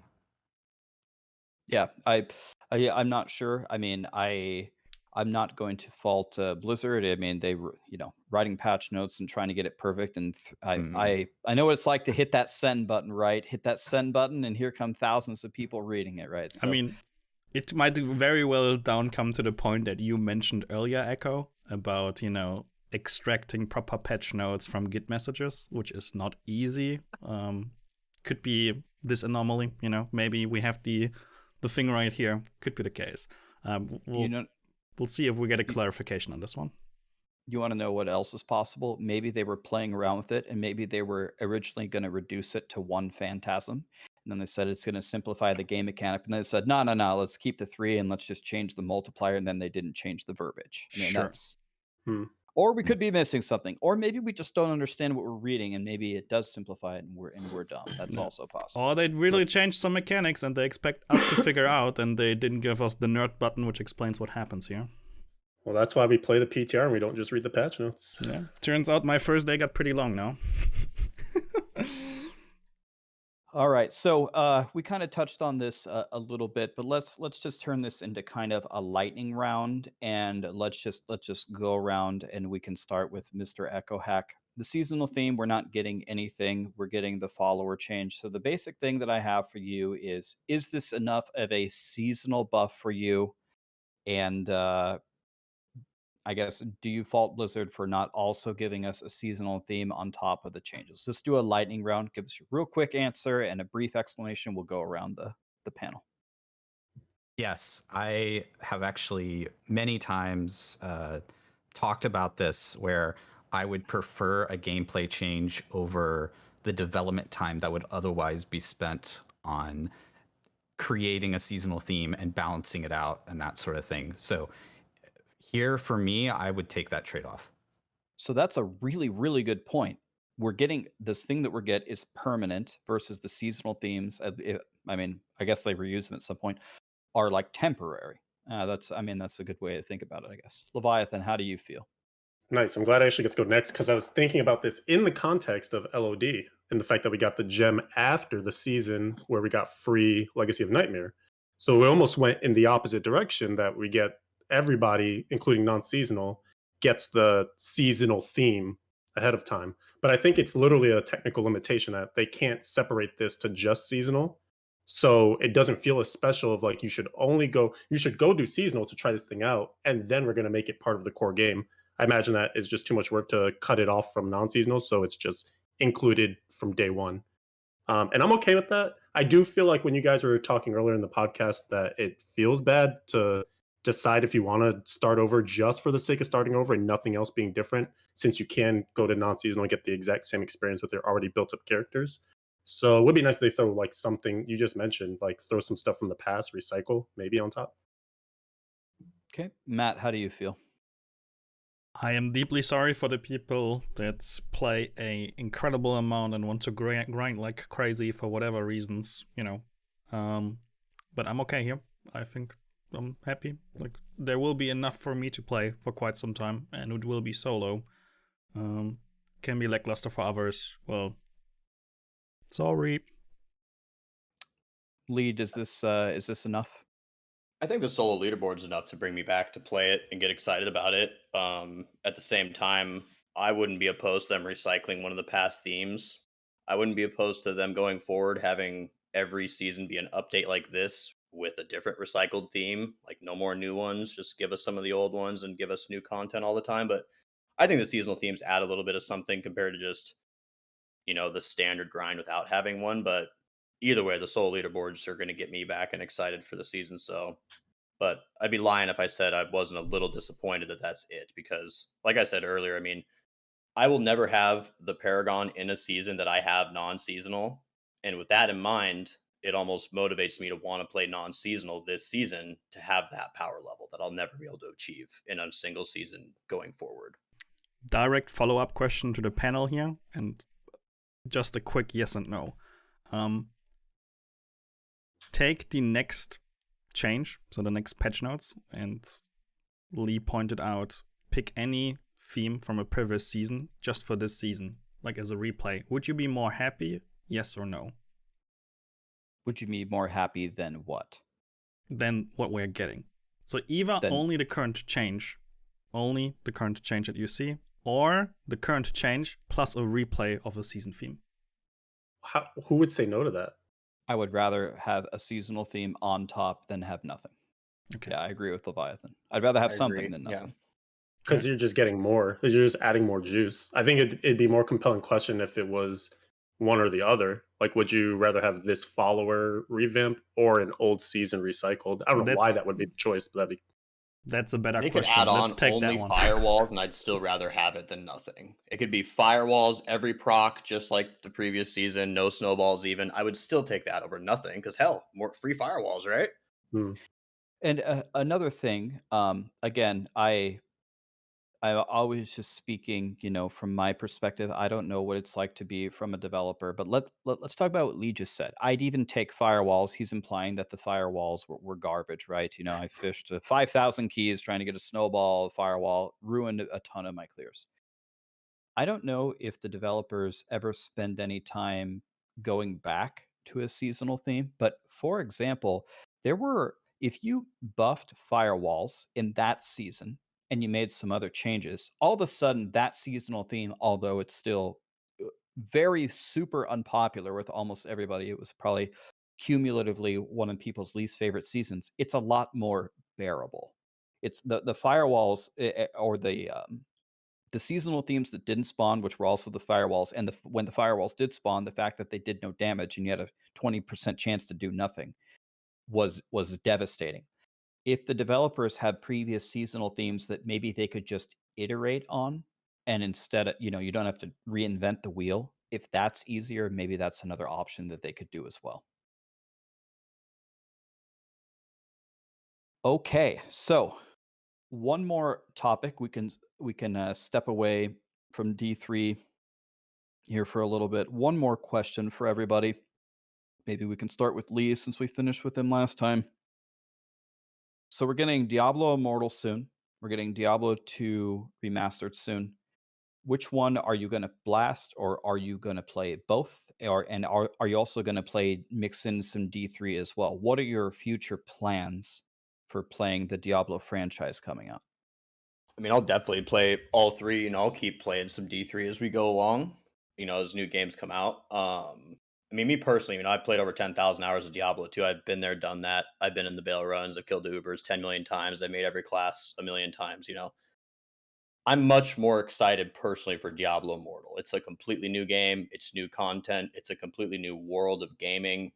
Whole new population of gamers in the mobile gaming world. It's an entirely new opportunity. I've played a lot of phone games over the years. Ryan knows that. Most people don't. But I have several phone games that I played for years. So I'm very experienced in that world. Phone games get huge. They get very fun. There's a lot to do. It's I'm much more excited for that than anything. There will definitely be some D2 remastered snuck in there, and obviously D3 seasons, but Diablo Immortal is what I'm easily most hyped about. Okay, Matt, how do you feel? Where's your time going? And it doesn't even have to be the Diablo franchise. Are you going to play something else? I've been limiting playtime quite a lot recently. I think in the last 60 days or so, since the start of the year, kind of a bit earlier even. I think in total I maybe have 50 hours invested in computer games overall, just actively playing. So I think I'll keep it like this. I would say the more Mexican food I eat, the more Diablo Immortal I would play. Boom, Primal Sport. Right, so that there's a direct correlation right there. Besides what that is one, wrong with you? Besides that one, for Diablo 3, a bit on the season start. Alright, we lost Leviathan, dude.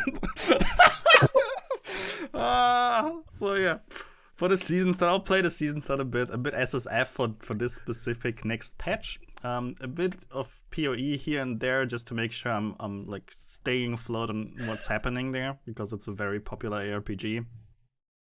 True blasting, really blasting, maybe when D4 comes out. Maybe. That's a long time in the future. Until then, this is my plan with playing ARPGs. I have no interest right now to check out Last Epoch, reiterate into Wilson, go for Lost Ark, and all that stuff. Likely not gonna happen. Maybe 4 hours in total, and that's it. Okay. Leviathan, where's the blasting going? I think it has to go to Immortal because, like Facefoot was saying, it's the newest game of the ones being offered in this equation, and to me, that's super hype. I like I like not knowing what to expect, and there will be continued development for that game. So I also feel like it's kind of the one game of them that you need to keep up with in order to stay relevant, because the game is going to change so much, and who knows what kind of catch-up mechanics they'll offer. And it kind of fits nicely because if they are going to do the ladder resets in D2 Resurrected, they said a little more often than it occurs right now in sort of the D2 Classic, then you can kind of base your playtime around that, right? Get a bunch of friends together, say, hey, D2 Resurrected starting up, next week with a new ladder. Let's do that for a couple weeks. Hey, D3 season starting up. Let's do that. And then Immortal is always, at least for me, going to be the thing that I'm kind of always playing until those resets happen and I get bored of those games. Echo, what about you? Yeah, I can echo those sentiments from Leviathan. There it is. Diablo Immortal is absolutely going to be, when it comes out, the lion's share of my time. I think if they came out at the same time, both Diablo 2 Remaster or Resurrected and Immortal, I would be playing Immortal. Resurrected, I do want to play. I do want to, build a Hammered In or Lightning Sword or whatever, kind of go through the game, experience it again. But it's going to be, I think, maybe a 1 or 2 time thing or something I revisit some number of years down the road, right? And that's not to say that I think it's a bad experience. It's just I think that's not where I'm going to be spending my time. Outside, and of course, Diablo 4 eventually when that comes out. Outside of Diablo, right now I'm doing some Valheim, which is really fun. Me and my friends built a bridge. We spent 6 hours building a bridge, which sounds boring, but is actually some of the most fun I've had in a game ever. It's really fun. It was a good looking bridge. I've seen it. But yeah. I'm looking forward to Immortal. It's especially, oh man, the thing I miss the most is meeting everybody by the pizza truck that shows up once every 30 minutes. That's Oh, I yeah. miss it. Gotcha. It took me a second. I don't even remember what it's actually real called. name. The carriage. The Carriage. carriage. Yes. Pizza No, boy. it is actually that's in the next patch, the pizza delivery truck now. Yeah, so I'm gonna mirror what Lee, Leviathan, and Echohack said. Yeah, I'm definitely gonna be blasting Immortal. You left There's me two out there. What those weird people said. So that's fine. All good. Wait, You- but you didn't say you were blasting Immortal, did you? Or am I bad at listening? No, you're Yeah. you're used at Mexican food. That's what it is. Yeah, he's just blasting the toilet. Yeah, I thought Immortal was only during Mexican food. Yes. But true. maybe you eat Mexican food every day, and maybe that means you blast it, both literally and metaphorically. Anyway, Anyway, moving on. I got to be honest. Even in all of his cryptic answers, Wyatt Chang really kind of, at least for me, kind of hyped it up. He said there's a lot of epic stuff coming, even in the Q&A. It seems like the excitement from him was palpable about the game, and at least until Diablo 4 comes out, it seems like Diablo Immortal is going to have a ton of content. I was extremely impressed with Vicarious Visions. They killed it about how great Diablo 2 Remaster is going to be, and I'm very excited to play it. But I have more than 10,000 hours in Diablo 2 already, so I will blast it. I will have a lot of fun and build a lot of things. And we've all played an ungodly amount of D3. I'm sure we'll all be back for the seasonal releases for the first weekend or first week. But the one that's seeming to have the replayable content coming is Immortal. So that's where I'll go. And the alpha test has me believing, man. The alpha test was fun. I don't mean, know we're how all you guys believers, felt. clearly. All right. Well, we've had some long episodes lately. We had a super long one on Sunday. We almost went 4 hours again today, but I really want to thank everybody: Leviathan, sVr, Facefoot, Echohack. Thanks for coming, Facefoot and Echohack. First time being here. I thought you guys did great. So we have a rescheduled Diablo 2 episode, and we have a Diablo Immortal episode. Matt, do you have any details for us on when those might be coming, or are we still ironing that out? No and no. So the All Immortal, right. the Immortal episode was planned for Thursday. Everything was set up, and today, 10 minutes before this podcast, unfortunately, one person can't make it this Thursday, which means we'll have to reschedule this one as well. As for the Diablo 2 one that we wanted to have yesterday, but we had to unfortunately cancel that one due to an emergency. Well, what can you do? The question is not if it happens, the question is when something like this happens, right? And it happened yesterday for the first time. Well, we'll have to reschedule. We'll see. We'll try to get something in this weekend. Planning 5 people from sometimes 5 different time zones ain't that easy. We are sorry. We apologize for the inconvenience, specifically yesterday. We'll try our best to bring on those episodes as soon as possible. All right. Well, we are signing out here from the Danctuary podcast, episode 14. I hope you guys are hyped for the new season. Thank you, everybody, and I'm sure we'll be back again. Take care. Peace.